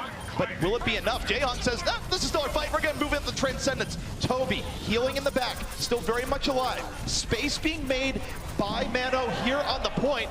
And South Korea still very much could take this here. Well, Toby is out of the fight now, and Adam at 93% and counting on his Valkyrie should be able to bring people back to life. It hasn't been clean enough, but here comes Mano punching people down as Adam falls in that fight. Waits for it, but now that's the corner combo as Raucus falls. 1,000 IQ corner combos. Is this a fighting game? He set that up looking for the corner trap and got it. However, the United States has respawns coming in, and they should get a breather here to reset and regroup. South Korea will hold on to at least 33%. That's what we talk about. Adam falls to Flower. They've had no good answer to this man. That is the best pickoff they could get. The pressure is coming back in. South Korea says, we are going to take this point. Another 2 pickoffs. It's 3-on-6 right now as Jake goes, what have I gotten myself into? Winston on one side, a Widow in the back, and South Korea should be getting on this point in just a moment, but Adam is back in the fight and flying. They're doing such a brilliant job of playing around Flower, though. He's got a Winston there to keep him safe from the Genji. Adam has brought back a couple back to life, but now they have to make this commitment, and that commitment shot out of the sky. When you look at a Widow and you say, Widow, please never swap. That's far right now, but he's under pressure. The Genji coming in from the back, but he shakes it, uses the grappling hook, gets out of sight, and South Korea just half a tick away from bringing us to extra rounds. Adam down again. There comes a pulse bomb as well. It is all South Korea in the kill feed. Now no one is up who's going to be able to pressure Flower, and Flower takes advantage. Another block onto Jake. Oh my goodness. United States allergic to Flowers. That was a show. Flower coming out with a statement there, just dominating across that entire attack round. Really nice stuff from South Korea. However, Hex, as we go forward, the USA still has a bit of a time edge in what could be a very back and forth slugfest here between both teams. Yeah, we can talk about that a little bit. Let's just give flowers too, because that is what a good Widow can do for you. It changes the scope of the battlefield. When you put a Widow like that on high ground, someone's got to go after her. As good as Jake's performance was, I mean, it's really just two completely different styles. This is raw, brute force, Junkrat, America, and then you had Flowers' precision flicking on the head for South Korea. This was the most entertaining Hanamura offense I've seen because of these two all-star DPS, but it's the highest skilled hero in the game. Theoretically, if you hit 100% of your shots on Widow, you're never going to lose a fight. And he was 80% headshot kills. That was crazy. Whenever I play Widow from here on out, I'm going to imagine I'm Flower. Be very disappointed when I'm not, but that was inspirational. Flower on Widowmaker nearing 10,000 damage. On Widow, nearing 10,000 damage. Well, here's the thing, Hex, because USA did have a time advantage, South Korea's attacking again. We are likely going right back to the Flower show. And Team USA, they haven't made any swaps here in the defense in the term of like running more shield tanks. In fact, still on the Winston, so there's gonna be plenty of opportunities here for Flower once more. One of the issues is one of the best answers to a Widow is your own Widow. The person who plays Widow best on the United States is Raucus, and you don't want to give up your Zenyatta in this situation either. Flower right now looking for opportunities. They did lose Tracer early on in this fight, so he can't be quite as aggressive, but at this point, at least the United States knows who public enemy #1 is. The question is, can they do anything about it? That is the question. They're trying to play out of sight lines. They will take down Mano. That should force out an early resurrection depending on what they want to commit to this. Mano could just jump back in the fight and wait for regular respawns. It seems like that is the method they want to go with, and I think that's the right choice. All right now, looking for his opportunity, but notice the change from the United States here, where anytime Flower looks down the scope, he's like, where is everyone? Hiding in sheer terror, Hex. That's what's going on right now. It's a smart adjustment for the United States to be hiding out from it. You understand the threat, and if you aren't going to be able to deal with it, fight in a place that they can't hurt you, and that is in the corner right now. You're going to try to send Cool Matt out because you have to at least contest the point at some point in time, and they don't know what angle they want to take to do so. Well, at some point, they're going to have to get back onto a point, but Matt, being sneaky, applies some pressure to the Flower, but just backs out. Still has plenty of a good sight line here, looking for more opportunities and just hitting Fact over and over again. However, he got Primal Rage up. He can use it here if he feels under threat. Valkyrie has been used, and they will double down and use Transcendence at the exact same time. Usually not a good sign.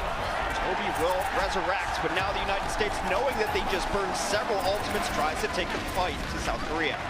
And the United States, even though they've had to give up ground here from time to time, this has been a very good adjustment to what has been powerful Widow play from Flower. And my question is, with 2 minutes left, does he stay on it? No, he doesn't. He swapped to the Genji.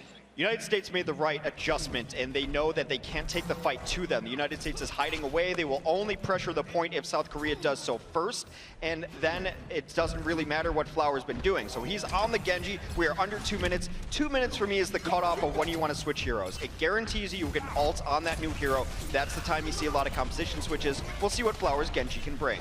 And for South Korea, this is where they're going to be going in a little bit more together here, utilizing the Genji dive, making room for Flower, and they're just sauntering their way onto the point. The United States backing out, more than willing to give up a little bit of room here, and Jaehan gets picked off. That's big. It forces out the res, and Matt gets Toby. He punishes him for that resurrection.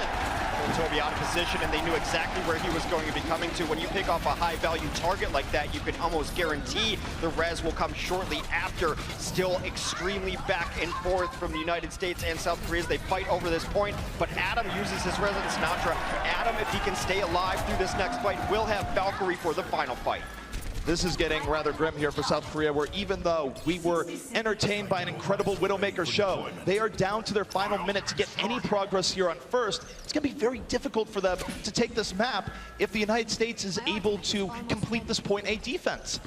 Flower making the switch at 2 minutes means he will have Dragon Blade up. That is one of their best hopes. They also have the Pulse Bomb. The DPS have to get paid here. They have to be efficient with their ultimate use because the United States is ready to bring people back to life. And Jake, he has the visor in the back. He's going to have it for what very well could be the final fight of this, but Raucus, he's blown up. Adam has to res, but it's a safe position. He's not in danger. Jake taken down immediately. That is huge. Adam, though, has used the Valkyrie, will bring Jake back up. Jake is without visor, though. The visor, it's gone.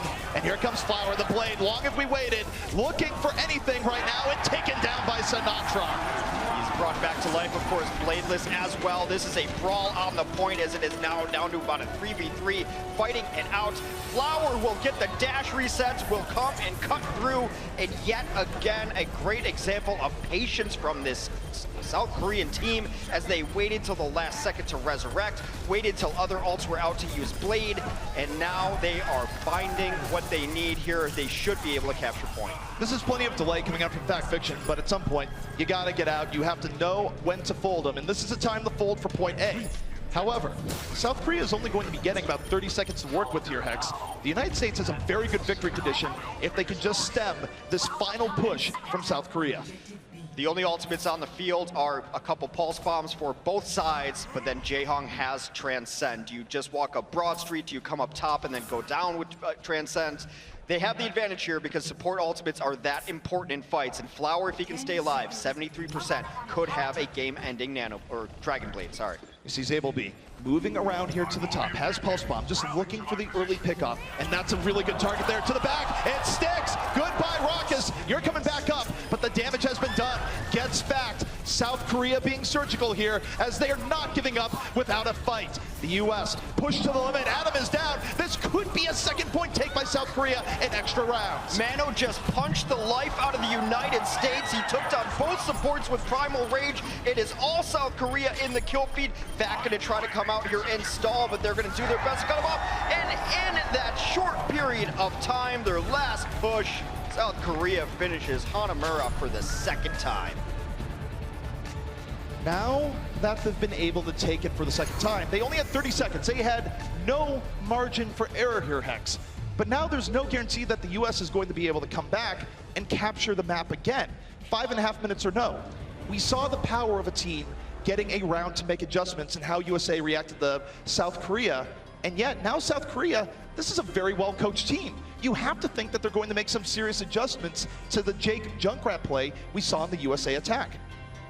Again, on that last push they had onto first points, it was just so patient from them to wait for Jake to use the visor, to wait for the resurrections to come up. If you've noticed, the constant theme when both teams have Valkyrie is that the United States is forced to use theirs first. So then they have all 6 men up, they're feeling good.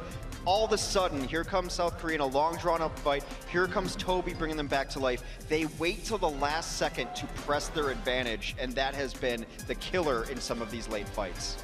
A hallmark of South Korean teams going back quite a while in Overwatch right now is just smart ultimate economy and smart positioning. And even when they had a little bit of a rough go in the beginning here of Hanamura or towards the end of that attack, they could still utilize those things to bring a game back from the brink, which is what we just saw. Well, here we go. United States on their second attack, 2 points to South Korea's 4 points. Must finish out Hanamura yet again with 5.5 minutes on the clock. United States, plenty of time to work with here, and I think Jake realizes that adjustments were going to be in play because he's not on the Junkrat this time around. He's on the 76. This is a big deviation from how the US ran this initial attack, but it's smart. It's sort of, I know that you know that I know type of situation. Exactly. Sinatra's been doing some scouting. I think they want to move the United States in up to the left side and take the stairway side. That's exactly where they're going right now. Sinatra scouted out where South Korea was and says, the path is clear, guys, come on in. Sinatra just being the distraction into the back line, drawing some attention. The rest of the United States, if you take a look, now they're moving in. Sinatra says, hey, I got 3 people chasing me, maybe 4, move in. And now they're focusing on Mano, but Mano's able to leap right out. This has been a chess game between these two teams. It's just trying to get the other team out of position so that your mechanics can shine through. Both these teams both so mechanically gifted that it's as well as like a beautiful stick onto Flower. He is resurrected immediately, but there's not enough reses for the South Korea team. US has a man advantage. They have a man advantage. They are putting South Korea in check, that much is for sure. Jake in the corner, uses attack visor, health station, keeping him up, looking for the final few kills, and he's gonna get them as the United States well on their way to taking point A. I praise the patience of South Korea coming in there, but Sinatraa was waiting for them to chase him so that they could open up that left side. You knew that's where the United States wanted to go as soon as they put Jake on Soldier 76. It's a great angle for him to sit at the top of the stairs and do that damage. Great scouting, great survivability by Sinatraa to do so, get them out of position. A great plan executed flawlessly by the United States. United States now, 4 minutes to work with as they go for point B. It must be a full capture, and they just go for the high ground here, Hex. Fact, moving up, but also having to move back. Doesn't have the support he needs to immediately stay up there. And Jake, he was going on the flank, cut down by Mano. The dive was there immediately, and he wasn't resable, but look at that. They waited for Fact to clear the way before the resurrection came in. Sinatra's got to be careful. Oh, he dies in a pretty rough spot, and I don't think they even have a resurrection to go use on him. However, Jake gets 2 critical kills taking down Toby and Flower. And even without Sinatraa and Adam, they might choose to go in to try to get some progress.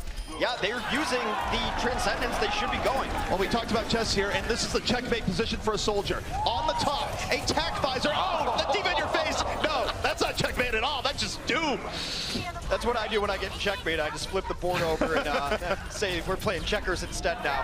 Well, Diva's flipping the board, but the U.S. is still in here. The tanks of the United States, they make the room required. And can the United States get back in here? They're doing everything they can. Sinatraa running amok. And South Korea is still very much in a tough position as player after player is getting taken down. They've gotten Toby several times now. Adam comes in with his Valkyrie, the blade out from Flower, but it's going right into support. Ultimates gets a couple, but Adam brings Rockets back to life. And Jake there at the Helix Rocket shuts down the Dragon Blade. It is back and forth. It is a top class prize match right now. Both teams giving their all into the point, and yet South Korea hasn't given up a tick here. This has been masterful delay where the United States, they feel like they're getting something. They've been getting kills, but they haven't been getting progress. They've just not had the people on the point to get progress, so no one is around and alive. Flower has swapped over to the Bastion, but Jake with a masterful pick on Toby as he comes in to try to bring this team back to life. As you mentioned, though, still not a permanent progress marker for the United States. And this is a case where, again, that Sableby goes down to the Helix Rocket. The United States burning the Transcendence, dominating space on the point, but South Korea always has one person on here. It's always contested. Zumba rezzed back up, and still yet a tick has been given in this fight, which has not ended and has actually been very, very good for South Korea. Sinatra's still in here, will finally fall. I feel that South Korea is playing a different game than we are watching because it seems frantic to us, but I imagine they're calm as can be. Guys, it's fine. We have one person alive. He's stepping on the point. And after all of that, in which the kills favor the United States for over 2 minutes, they have 0 progress on Hanamura last. It's not about kills, it's about the objective. And South Korea knew what they were doing in that entire time, where they always made sure they had one person on the point to delay. Doesn't really matter that the United States was out killing them there because intelligence won the day. Adam will have Valkyrie up. Toby's still a mile away from it, but they've got other stuff to work out. Surprise Bastion still in effect here. Sinatra's gonna throw that pulse bomb. We'll get 1 resurrection out of Toby, so now the United States knows they have a small window in which their damage will matter. Flower right now under pressure. Fact getting in there and getting right out of there, courtesy of that Gatling gun on Bastion. Transcendence keeping everyone on the South Korean side well alive. And Flower, he's not done yet. It's Winston season, and no, doesn't quite finish it. That's somewhat okay for the United States because they wanted to get a fight, try to bait out ults. They did not necessarily do that much with the ults. They baited out Transcend, which is good. Adam will have Valkyrie for this next fight, which could very well be the United States' last chance. 40 seconds remaining. South Korea on the verge of bringing this map back after a rough start. They have been sublime on this defense. The United States, they do have a Valkyrie in reserve here next. They're trying to get Jake on the high ground, but that's exactly what South Korea knows where he wants to be. They're trying to deal with this Bastion. Jake finds an angle, and they will eventually take down Flower. Toby will res him and Mano. However, it's this time with Adam who has the resurrection advantage. Adam, Valkyrie in progress. They take Flower down again. This time he's not being put back together. Jake sends his blood in the water. The tack visor is up. He has you in his sights. The United States trying to finish this one out strong as time is expiring. We're in overtime. Let's see where this ends. They got 1 tick, they got 2. They are counting up. It looks like the United States is on the way to closing out Hanamura here. Jaehong off the Mercy, just desperation. Ana onto the points. They're trying to find anything here. United States just looking to close this out. And they might be doing just that. Sinatraa, 2 critical kills. The United States has finished off Hanamura. My word here, Hex. We get an extra minute for a little bit of extra play. It's like a great boxing match. You just want to see it go all the rounds. We get one more round of Hanamura here for these two Titans to slug it out. This has been one of the most entertaining Hanamuras I have ever seen. Now as we go into the final rounds here, we've seen both teams try to outsmart each other. Adjustments for days. If you are the United States here, do you go back to the Junkrat? If you are South Korea, do you open with the Widowmaker once more? Where do you think these teams are thinking right now? 40 chess, attack Symmetra. They'll never see it coming, CP.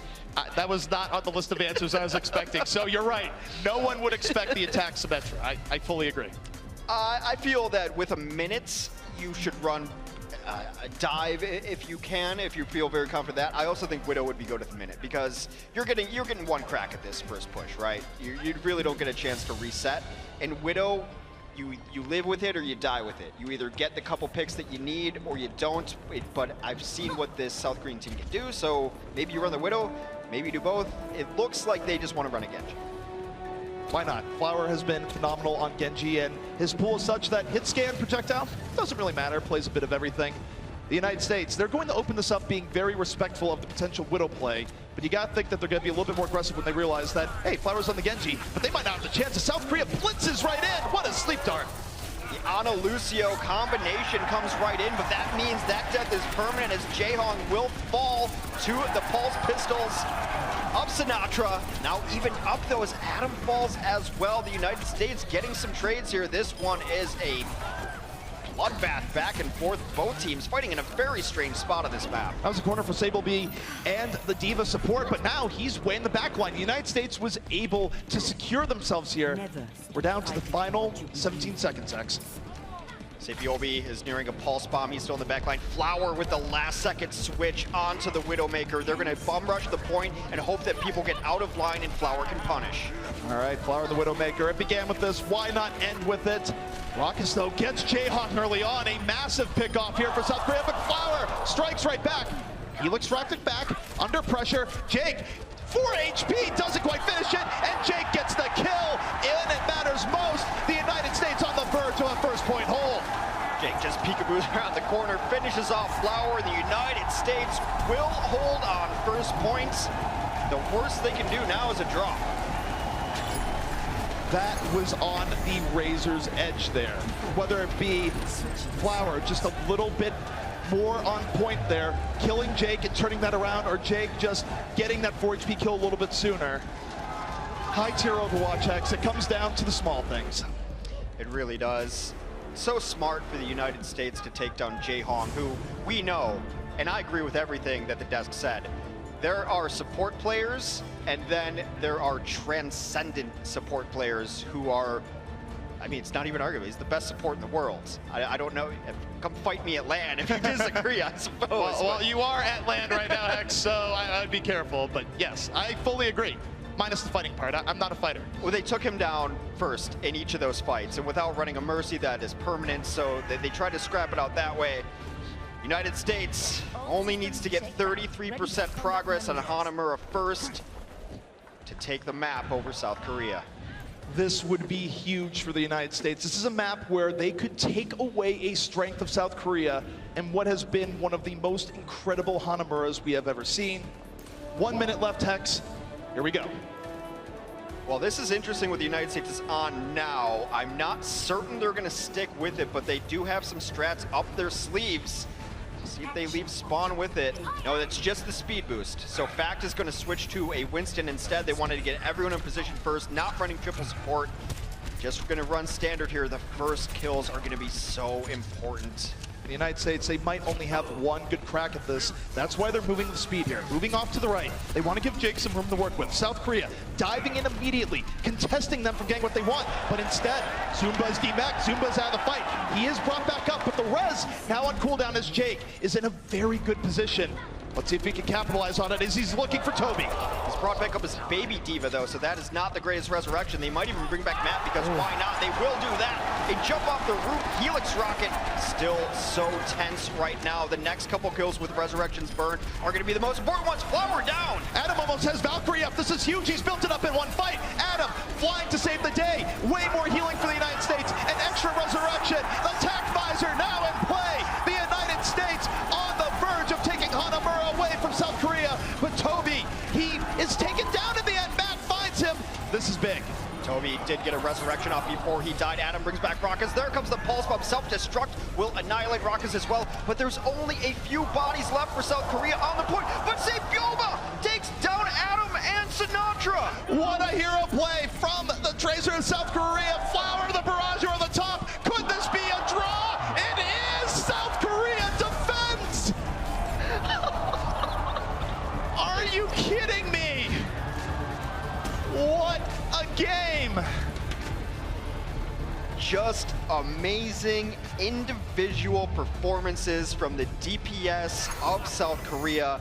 That fight felt all but over. They had taken out Toby on the other side. They'd gotten their Valkyrie up to get resurrections. But when the DPS on the other side are going 2-0 trades, that's a hard fight to win. And both Flower and Sabyoba, whew. I'm almost speechless at just how close that was between these two teams, where you talk about good Overwatch. What do you have? You have great mechanical play. You have great game sense, ultimate economy, and positioning. And then you have players that are heroes with hero plays out of nowhere. We have seen that and more here today. But guys, we got to take a quick break. When we come back, the next map will be underway.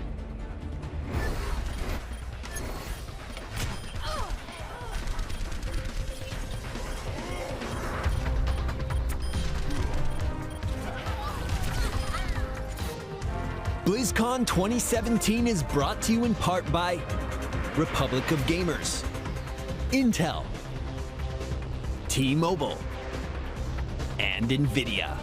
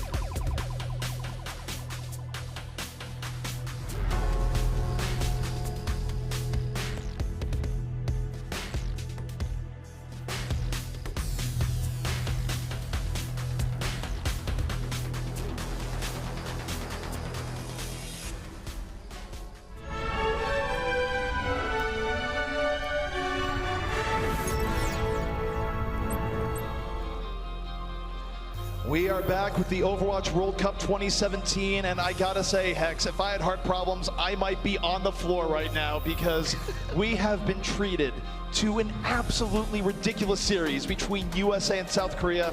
To say that this has lived up to the hype so far almost isn't doing it justice. It's absolutely not doing it justice. Call your friends, get on Twitter, let everyone know that the best Overwatch in the world is happening right now at the Overwatch World Cup 2017. And as fans of this game, I'm just happy. I'm happy we get to see more USA and South Korea, because this has been one of the best matches I've ever seen. It is the total package of Overwatch competition. No doubt about it. And Hex, we're going to watch Point Gibraltar, so we might not have pirate ships on the menu here this time. Unfortunately, but I think, you know, a couple people have had the pirate ship today. They've used up all the good pirate jokes. We just would have been using all the secondhand jokes, reusing jokes. Third-tier pirate jokes. I mean, I had a few lined up, but you know, it's totally fine because Gibraltar, definitely one of the coolest maps in the game in terms of just how gameplay changes from point A to point B to point C. Oh, absolutely. This map can change entirely from one side to the other. And once you get to the second phase, it's so much about the momentum. The shuttle phase of the game, as we call it, because that's where the giant shuttle is. If the defense can set up in a good spot, you are almost never taking it open. So it's so important for the offense to get momentum coming in through first, ride that out and get yourselves in good position coming in through second. But this is also a map where we could see some strange things. You could see Orisas, you could see Bastions on offense and defense. A lot of things are available on this map. Take a look at that stat there. The desk talked about how Flower is incredibly versatile and 8 different heroes for at least 2 minutes in the series here so far. What more do you want from a player? 9. Fair. You can always add more, I suppose. I'm never satisfied. I'm greedy. All right, but you know what? I respect that. So we are moving forward here. The United States on the attack first in the red. Moving forward on the payload. Raucus looking for the early pickoffs. The question is, Hex, how aggressive will South Korea be here? Will they contest this early on or wait back near the server room? And I think we might have just gotten our answer. The answer always comes from the tanks if they do drop down to try to contest this, and that is one tank down. And Zumba with the cleanup will fall down onto Adam, following up the damage from his Winston there early on. And that should be the go signal for the rest of the team to come clean up, because without that healing, without resurrection, United States in a bad spot here. Rock is just waiting. That's a lot of white in the kill feed. That is just a clean sweep where the United States did not realize how South Korea had set up, and it was a beautiful dive by South Korea where they caught the United States off guard, and it was perfect. Getting everyone, not suffering any casualties, and now they have the Valkyrie for the next fight, so the United States is going to have to fight for every little bit here, Hex. Jake has switched off of the Roadhog as he never really got a chance to use it and is going to be on the Soldier 76 instead. So no more triple tank, although Roadhog, one of those odd hybrid heroes that's hard to classify there. And now again, the dive comes in up over the top. Jake falls yet again. Adam should be rezzing and does just that. Well, Resurrection's in play, but you can't res that. Self-destruct, taking down both Adam and Jake as Zumba says, by the way, I'm also here. Still back and forth though. Fact Fiction controlling space on the point, backs up a little bit, and this payload is moving forward as both teams have just been hitting each other with haymakers. Yeah, Sinatra getting a little bit of a sneak push there, gets it through the car wash section of the map of the bridge under the pass.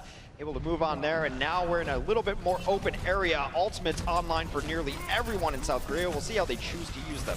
Fact Fiction will be a space created there, does have the Primal Rage in reserve, but doesn't use it in time. Raucus falls into the back. I don't know if the res is there right now as Flower says, I'm gonna stay high ground here with 76, and why not? This has been 76's bread and butter for almost as long as I can remember. Well, Adam used the Valkyrie, as did Toby, so some of these lives will be brought back up to life. Matt in an odd position does. Flower peeks around the corner and he is wilted.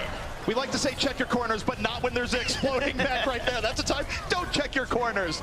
However, Toby is there to right the mistake, brings Flower back up, and South Korea is controlling the objective. The United States, they're getting kills here and there, but they're not getting the progress they need to actually make it meaningful. Shades of Hanamura last round.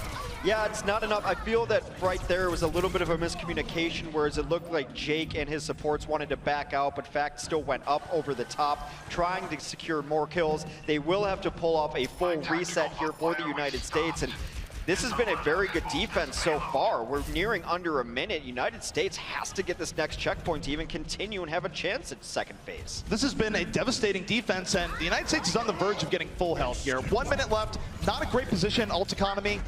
We'll see what they can do here. Sinatra, he's been a little bit quiet for a little bit here. We'll see if he can get a pulse bomb, but he's gonna have to go for Sableby here, who checking him, backs up, but they know Sinatra is here, and now it's Tracer v Tracer in the back.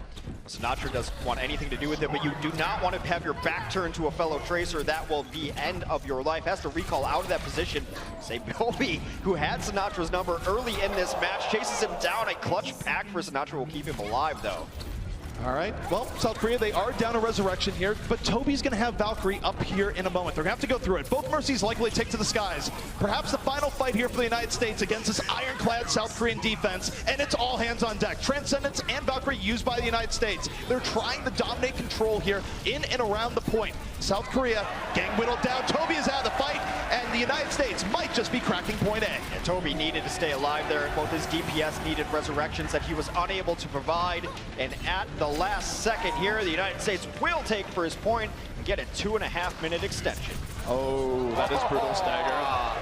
The respawn you don't want there, where you respawn just in time as the point is captured and you actually can't get to safety. That buys the United States a little bit of breathing room, Hex. It's one of the features here of Gibraltar that you get split spawn like that a lot of times. Just unlucky there for Toby. And United States has done a good job of taking advantage of this momentum. This is where you want to be set up. You always want the high ground. You want to be able to take the shuttle. Not necessarily that you need it on the offense, but you don't want the defense to get it. Rez before the bodies hit the floor there for Fact Fiction. Now he's going back up. Primal Rage at the ready. But trying to take the hangar here is difficult. South Korea, again, using positioning to their advantage, making everything as difficult as possible for the United States to actually pierce on through here. Fact Fiction, he doesn't even go for the high ground. They're just trying to go through the ground, saying, all right, contest us here. Sinatra is down, though, and that's a signal to go for South Korea. This is already good for the United States, though they've gotten the payload progress pretty far, but Flower continues to cut up. Self-destruct inside. Both teams now fighting back and forth as Jake getting juggled all the way back. Toby with a nice resurrection there. This is going back and forth between both teams, alternating colors here. It alternates, but this is usually favored South Korea, where they're fine with these slugfests so long as they're not touching the objective, which right now the United States really isn't. You see Toby in the back, well protected, out of the line of fire, just healing mid-Valkyrie. Sibleby, though, goes down. That's going to force out the res as the United States tries to push the issue. They do have a Transcendence on deck.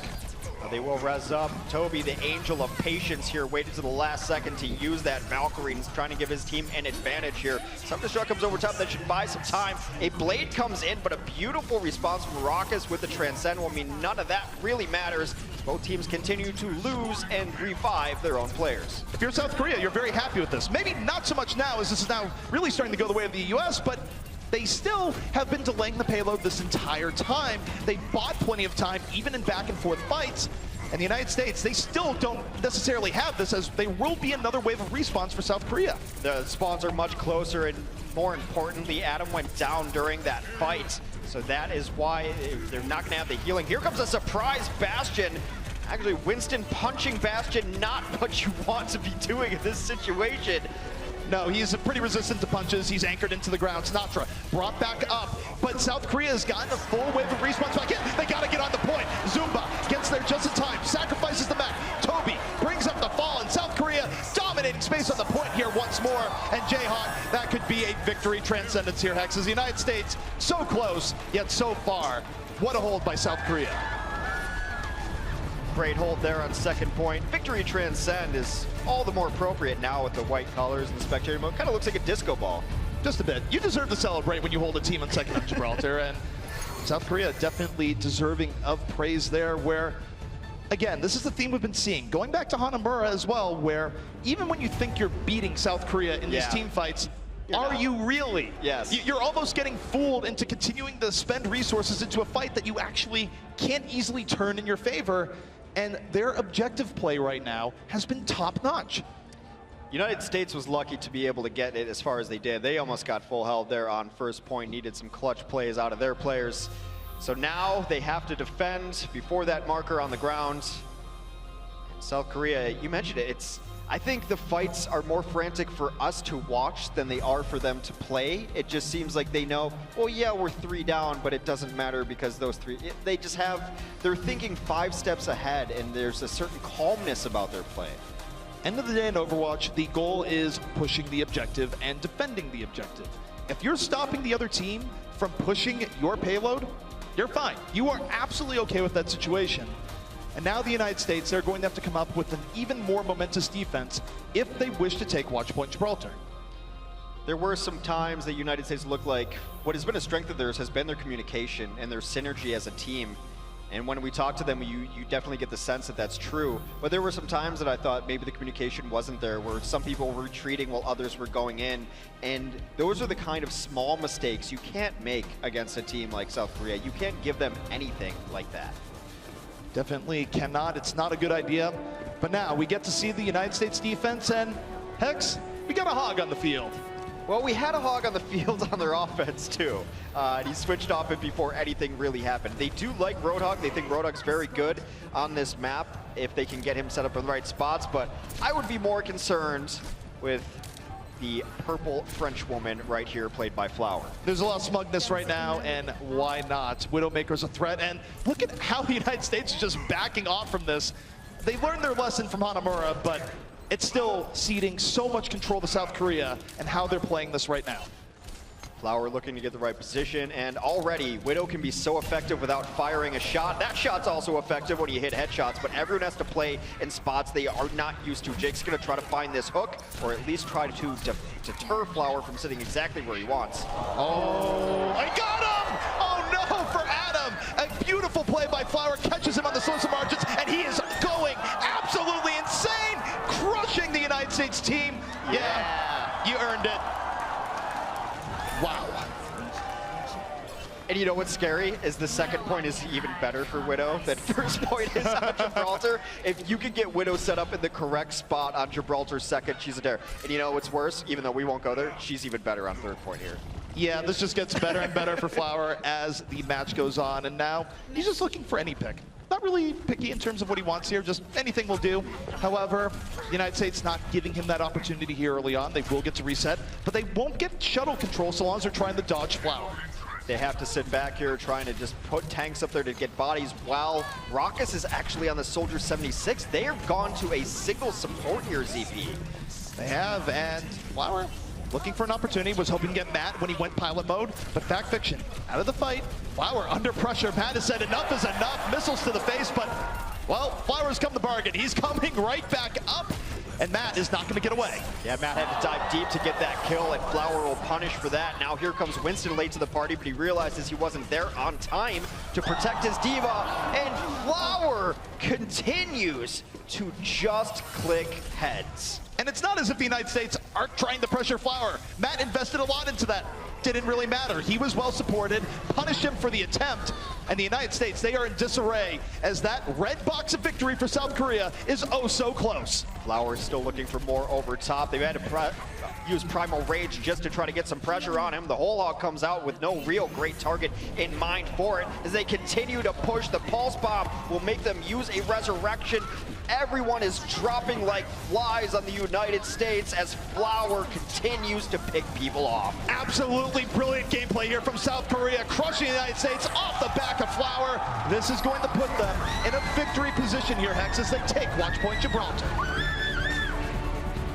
The most emotionally crushing hero to play against is a top-tier Widow, because you feel nowhere safe, nowhere I go am I fine, and all it takes is one brief moment where you're not behind cover, say Adam on first, where he almost escaped the first shot. Bam, out of the sky, trying to get in there. Matt gets out of mech because he has to devote his life to taking out Flower. He has to give his team some space. As soon as he's out of mech, plunk. It's demoralizing to know that someone is always out there and any second could be the last second of your life. And you use the term emotionally crushing. I would use a stronger word. I'd say vaporizing. I don't think you get to feel anything when you have a Widowmaker playing at that level. And the scary thing here, if you're the United States, for how intimidating that play was, is that they were recognizing the Widow. They were adapting to it. They were trying to hide out of sight lines. They were throwing the Diva the pressure at. None of it mattered. As much as Overwatch is about strategy and teamwork, and it is, 99.9% of the time, it is. Until someone has a game like that, then throw it all out the window, because you can't design a game expecting someone to play like that. That is insane Widow play. And of course, the rest of the team playing around it. Now, if you deal with Flower, you still have 5 world-class South Koreans on the ground you have to deal with. It's unfair. Yeah, just, by the way, he's just one player out of 6. Let's just put that in perspective. As much as he seemed like a one-man army and was a one-man army, Well, guys, this has been a long journey here so far. We are heading into map number 5 here. One map was a draw. You do have to win 3 maps total to take the series. And now Oasis. This will be the final chance for the United States to stay alive and force a tiebreaker for the series as a whole. We started out in stunning fashion as the United States went on Nepal and played very well, started that off, had a window on Eichenwald, very last push to be able to take that map away. South Korea took that back, went to Hanamura, went extremely back and forth, and then you just saw South Korea take over Gibraltar. So we stand 2-1 as we enter our 5th map of Oasis, and given the history of the set, it might even favor the United States. Who knows who this is going to favor? Both teams have had times here where they have looked like world breakers. They have treated us to a show. It has been some of the best Overwatch we have ever seen. And now we move to Oasis on Control to see which team will move forward. Country allegiances aside, I just want to see more Overwatch. So however we get there, I will take it between these two gladiators.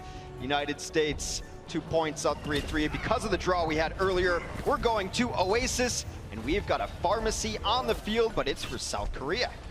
Flower, man of many talents. We've seen him on just about everything today. Bastion, Widow, Genji. Now he takes to the skies as everyone's favorite Rocket Queen, and he strikes! Gets Jake and Raucus immediately. Devastating from South Korea. Adam has to come in to try to resurrect Jake. He does just that, but pays for it as there is a welcoming party of an angry scientist gorilla as Winston takes him down. That is about as clean of a fight as you will see on Oasis here. South Korea takes first control. There's nothing fancy about this. Nothing fancy aside from the direct rocket. Direct rocket's like, yeah, I got this. Just brilliant aim that puts a team over the top and certainly puts the United States into a hole. Damage boosted rockets do a lot of work, and now they know the priorities. They've got to deal with Flower here, but it's only Jake. He has to be discorded constantly for them to have a chance to take down Flower. Flower right now sitting pretty in the air, not a lot of pressure on him. All the rockets he wants to shoot, he can shoot. No one is trying to contest him, but on the ground, Matt takes down Jae Hong. The United States is trying to win this on the ground war, but they've lost Adam early on here, and Flower still says, I'm still here, you're not shooting me, goodbye. They have not even really forced out a great deal of resurrections from South Korea. Flower continues to have sky control here, and Jake, instead of staying on the 76, which could possibly be an answer, you fight Pharah with Pharah as he goes to his own Rocket Queen in the sky, and we'll have a Pharah v Pharah battle here. This is a case where you're trying to fight fire with fire, but Jake, you have a fearsome opponent ahead of you. But hey, they've both been the stars for their teams here. You got to give it to Jake in the situation as it's Pharah v Pharah. Takes an early rocket here that's going to be healed up. And now, while they're fighting the Sky War, you got to consider what's going on the ground as Sableby was able to take down Raucus and force out the res. Force out the res, which means if Jake does fall, he will not be brought back to life without the Valkyrie being used, and Adam a little bit away from that ability right now. You have to hit 2 rockets in a row in these situations. Hits 1, Flower will get healed out of that if 2 rockets have to happen. Meanwhile, South Korea crushing the ground. Flower takes down Jake, and he wasn't even looking at Jake for part of that. It goes, oh, well, that's a reset, but still brutal. Hey, resets or not, it's still hilarious. But for Flower, there was just a lack of respect there. He goes, I don't need to look at you, Jake. I'm just going to kill Raucus. Then I'm going to kill you. That's what the best Pharahs do, though. They make the other Pharah focus solely on the Sky War while they're chipping in on the ground fight, making it easier for their team to dominate. South Korea has every ultimate available to them. Sableby in the back. The distraction once more, but I don't even think he's a real distraction here. I think it's still Flower in the air as Jake takes him down, but we got an extra life. He's back in it. He still has the barrage at the ready. The sound barrier is in. And while the Sky War is going down, Sableby is just darting around on the bottom, harassing Team USA. It's close, but Flower got his revenge on Jake, and South Korea is still very much in control. The Sky War's over, though, because they took down Jae Hong during that fight, and meanwhile, Adam was able to use his Valkyrie, so that is a huge fight advantage for this team. Jae Hong will be able to come back in 99% to 7 and counting for the United States, but getting Jae Hong in that fight was the reason they were able to take control. And that was a case where South Korea looked like they could have delayed for a little bit longer. Mano was still on the point, but I think they decided, look, we're just going to heal up. Why risk the stagger? We can come back in the situation. Meanwhile, Sableby in the back, looking for Raucus. He's going to speed boost right away with the Transcendence. United States still in control, but Raucus now exposed. Does have the Transcendence, but doesn't need it. A kick to the face. and the United States still very much in control. Who needs transcendent being and healing when you have a boot to the face available? Sometimes it doesn't have to be pretty and poetic, but it gets the job done. That was, again, on a razor's edge. Very easily could have gone the way of Sableby, but now, United States holding on here in the middle. 50% to 99% Hex. That's about 2 team fights that they need to take. Or one, based on how long Oasis can go sometimes. And now they had to use Valkyrie in the last fight. United States will have a small advantage in that ultimate ability, which allows you to bring people back to life. Sky Wars will happen, but the ground war will happen at the same time. We'll see which Farah can chime in here. Jake right now, hiding in the back, needs a little bit of heals, but Adam's down. His lifeline is gone, and oh no, death on all sides for Jake. Tries to avoid it and ends up running to a Tracer on the bottom as South Korea now well on their way to taking this point, but this is the city center, Hex. You can delay for a very long time. Well, South Korea lost their own Mercy as well. Jaehong fell shortly after Adam did, so no great healing here, and I would say the United States should be able to hold on to this for a second. Fact Fiction was almost dead, 20 HP, got healed up just in the nick of time. And now he's gone. A little bit over aggressive, but he's going to get brought back into the fight. We are fully in overtime here. South Korea drops the barrier. Back and forth between both teams at full strength. And this has been absolutely nuts, but Jake falls to Flower. That is absolutely crucial for South Korea. Adam will bring him back up because he's got his Valkyrie going as South Korea continues to pile on the kills that are simply erased by the Mercy in the sky, but the United States has to get kills of their own if they want to be able to hold this point. Adam will fall. South Korea will take the point. Unceremonious fashion. There was a great play there from Fact Fiction there towards the end where they were trying to stall out. He dove in and died right away, but he knew where Adam was to bring him back. Oh, Razor's Edge on Oasis as South Korea will take the first stage, but that could not have been any closer. It could not. South Korea, though, now on victory point. Should they take this round, they will advance to the semifinals tomorrow. This is the final chance for Team USA to stay alive in the Overwatch World Cup. Given the stage we are loading into, it is Garden. If you had a map you would call Farah's home map, this would be it. The sky battles will commence. Jake and Raucus versus Flower and Jaehong in the sky. And meanwhile, you look at the ground battle here where Sableby will be taking on Sinatra. Both teams getting into it here early on. D.Va versus D.Va, Farah v. Farah. And now USA, perhaps a little bit better positioning. They take the high ground here early on, and Jake fighting Flower face to face. And going down just as quickly. He gets help from his ground team there because actually Flower's not in a great position back against the wall there, but that is a full team kill for South Korea as they assert their dominance and take control of the second stage of Oasis. Few quick kills is all it took to flip that one there, Hex. And even from the low ground, they were able to just move up, take control of the fight, and now the US starting what could be their final round in the hole. It was just great focus from South Korea because as soon as Jake got himself in a chase position onto Flower, the tanks came up, the supports came up, everyone focused down Jake. Toby right now, look at those moves, able to stay alive. Fancy skating, Raucus falls early, that can't be any bigger. South Korea, they're well on the way to winning this fight and buying another 10 to 15%, not 20. I wonder if that's just a reset or a knock off the edge as Matt now out of this fight, out of his mech as well. As a bunch of kills, South Korea will take control still of this map. 42% and counting. The United States have to find something. They've been so dominated in this fight, they are at such a disadvantage when it comes to ultimate abilities. This has been excellent from South Korea when it matters most. This is what you expect from champions, from people going for the gold.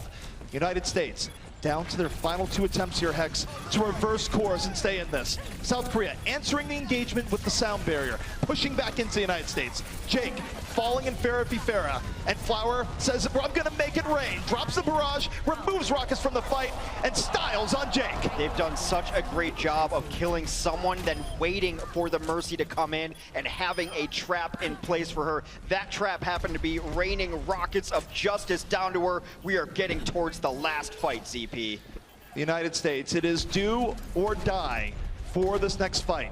They're gonna have to fight for the Valkyrie of Jaehong. It's going to be difficult. They need a quick pickoff, something you don't normally expect. The barrier comes in just in time. Adam almost picked off. The United States flooding onto the point here. Jayhawk hasn't used the Valkyrie yet, holding it in reserve.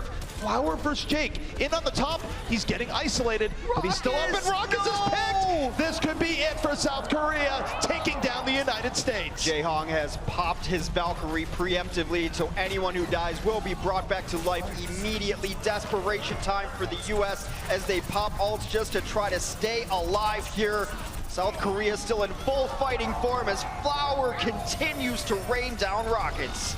And it's almost all but over right now. South Korea just a little bit away. The United States fighting, desperately trying to hold on. A little bit of delay here from Fact Fiction, but he's taken down. Overtime ticks away, and South Korea, you're going to the semifinals. A valiant effort from the red, white, and blue of the USA team. They played so well all the way through the qualifiers. The team with maybe the best chance to take down South Korea gave it their best, came up just a little bit short, but there's nothing to be ashamed of. It's the best team in the world at this World Cup, South Korea, and the United States gave them all they could handle. They gave them all they could handle. They put on a show, but in the end, the experience of the South Korean team, the insane mechanical skill from players like Flower, was able to win out in the end. But I gotta say, what a show. Monty might not have to get a little bit of suing done because his South Korean jersey works out. But guys, we're gonna be throwing to a break. When we come back, the desk is going to break down. Was one of the best matches that we've ever seen.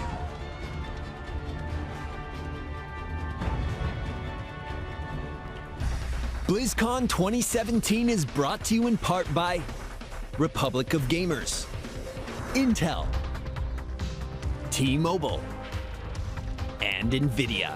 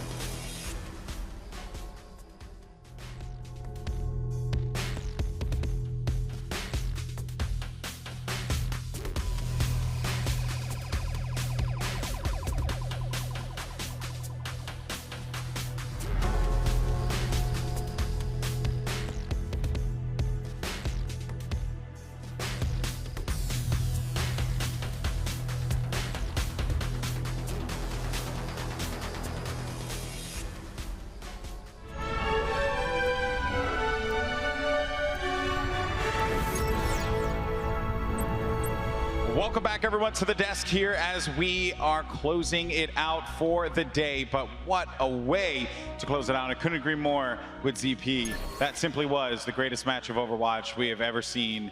And the biggest crowd, so many people watching online. I couldn't believe it.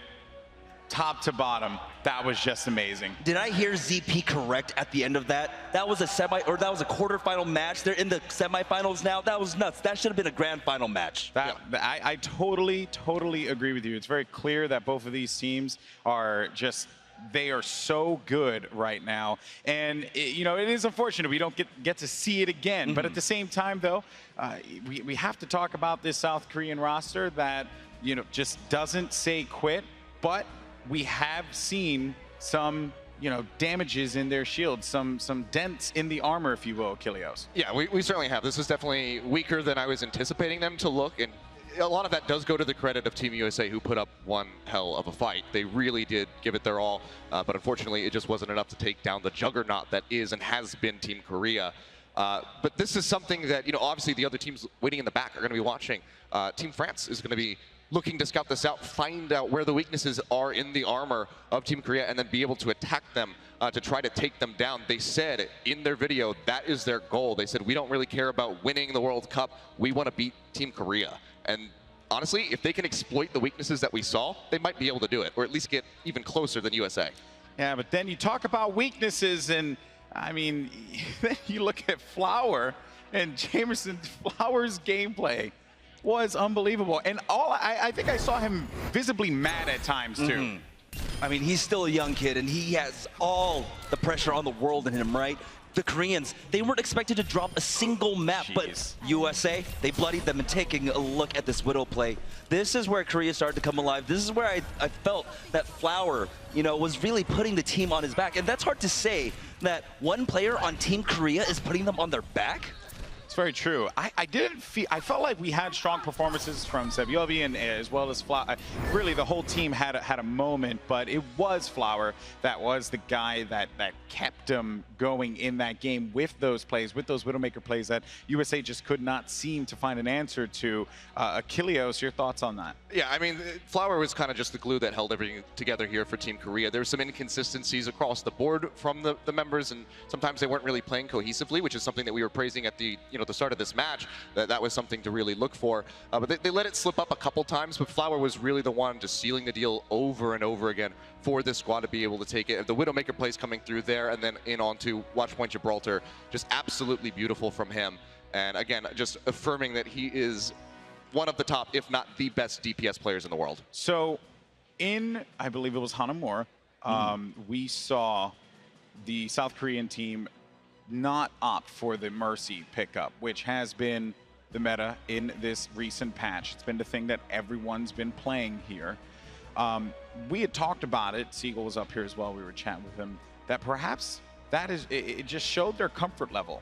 Like at this moment, right, they had to make a decision, and that was what they went with, not with Mercy. What does that tell you? It showed their comfort level, but it was also one of the weaknesses that we saw in the team. There was one point on their second attack. It was coming down to the wire where Jaehong, he was on that Ana, decided to swap off and then swap back onto Ana. The point of that initial Ana pick was to be able to get that nano up and then put it onto someone like Mono or someone like Flower just to be able to get the picks. But it looked like there might have been some miscommunication that you can't allow at the top level to happen if you want to remain at the top. Yeah, and I believe I was just told by the team in the back, we have some reaction shots from the South Koreans after they won their game. Let's actually go ahead and take a look at that.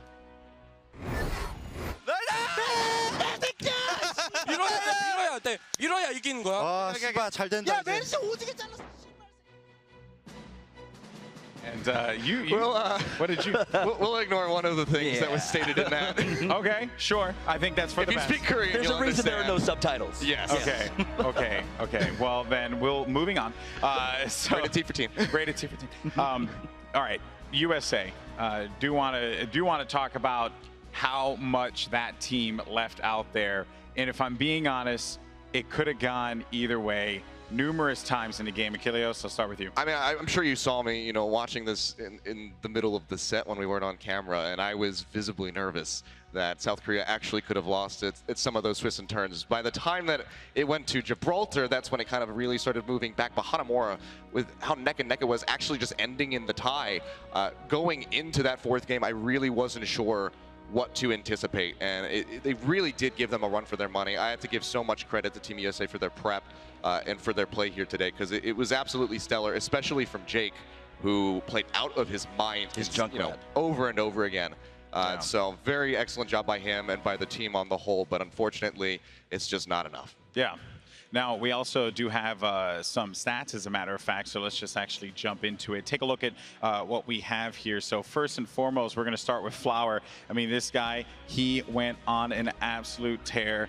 So actually, the accuracy, pretty impressive. When you talk about a Pharah, right, you're shooting rockets at someone, and a lot of that, too, was an aerial dogfight as well between Jake and Flower. I mean, it just comes down to even though he is quite young, he's 17 years old, he does actually have a fair amount of competitive experience. He knows how to play projectiles, he knows how to play hit scans because he's been playing those for years, and it showed. We saw the Widowmaker, we saw the Pharah being dominant on Oasis, and that's basically the story of this entire game. And another player too, we have Sebiobi as well, superstar on this team with, dare I say, one heck of a haircut.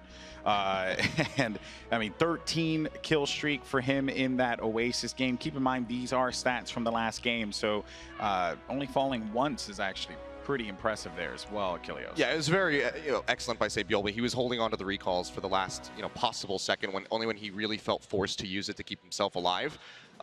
It was just fantastically done by him, and this is what we've come to expect from him on this Tracer. He is one of the best in the world, one of the best out of Korea as well, who just keep, they just keep pumping out talented Tracer players, and they're all ending up in Overwatch League. Yeah, ain't that the truth, man? Ain't that the truth?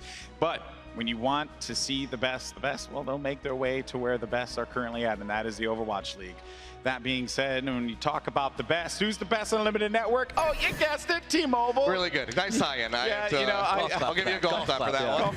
Golf clap. Thank you. Thank you so much to T-Mobile for supporting the 2017 Overwatch World Cup. You guys, easy way for you all to vote. If you're in the Twitch chat, use ! and then T-Mobile MVP, battle tag of the player that you want to see. And then on the other side of that, if you're on Twitter, hashtag T-Mobile MVP, and then the battle tag as well. Let's go ahead and take a look at the leaderboard, though, and see who's in the lead. I have a feeling we will be not surprised, so let's take a look when we get a second here, and it's XQC. Okay. He's beating Bart Simpson. So Sinatra and Jake have kind of come up a little bit here, and I sort of expected this. Maybe not, just the 10%. I think Jake, I thought he was going to be much higher after that performance, but I mean, he deserves the credit. But yeah, XQC catching up to him is a pretty arduous task right now. I think the only person who would have beat XQC is Siegel. I think we need to do this per day, so that somebody actually has a chance of overtaking XQC, and we just make him ineligible for tomorrow. Oh my goodness. All right, let's take a look at the bracket here, folks. And just a reminder, we only did the quarterfinals today. So Sweden was able to overcome against the United Kingdom 3-0 to open up our broadcast here. Then we had a barn burner between Canada and Australia at 3-2, followed by France and China. That just was really an insane matchup. And then South Korea versus the United States. The score there actually ended up being 4-2. There we go. Thank you, James. You have my back. That's what partners in crime are for. So, yeah, I mean, guys, this is it. Achilleos, it was a pleasure to have you up here as well. Even though I felt like you all were against me here, and that hurt. Well, no, I'm very sorry. If it makes you feel any better, I did come prepared just in case. I have an American flag. Too late. I was ready for these guys to potentially take it so I could wave this one in the air, but I just didn't really get the opportunity. I was a little worried. Give it to me. I was a little worried there. You know what? I don't know how to do a flag folding. No, so there you know what? You got to take it nice and messy and just ruffled These colors don't run, baby. These colors don't run. That's right. Anyway, that's going to do it for us here. Jameson, final thoughts for today. Just amazing Overwatch. I don't know how else to put it. I am definitely proud to be able to have been on this desk for it. I feel like it was a privilege for me to be here and watch such a display of incredible skill coming up from every single player throughout all of our matches today. Achilleos, final thoughts? Well, I mean, I've been sitting here since we kicked the day off, and it's been a very long one. I was sitting in the back watching every single game, chomping at the bit to get up on this desk, and I mean, the series really did deliver on that for me, so I'm so happy with how things turned out, and I'm looking forward to coming back in for tomorrow, since we have now a more extended day tomorrow to get those semifinals out. So I'll be here to track through with Team Korea and tell you why they're going to win it all. Well, speaking of tomorrow, let's go ahead and let our viewers at home know, as well as for those of you guys in attendance here at BlizzCon. The way it's going to work is very simple. Doors open at BlizzCon here at 9 o'clock. But that being said, our pre-show is going to start tomorrow at 9:20 a.m. First matchup will start at 9:30 a.m. So it's going to be a long day. I love you too. I love you too. It's going to be a long day of competitive Overwatch up ahead. The Overwatch World Cup, what we just witnessed here today, honestly could be the new pinnacle, the new benchmark for what is competitive Overwatch, what is Overwatch esports. But we are not done yet. No. We are not done, because tomorrow we crown ourselves a champion We'll see you then.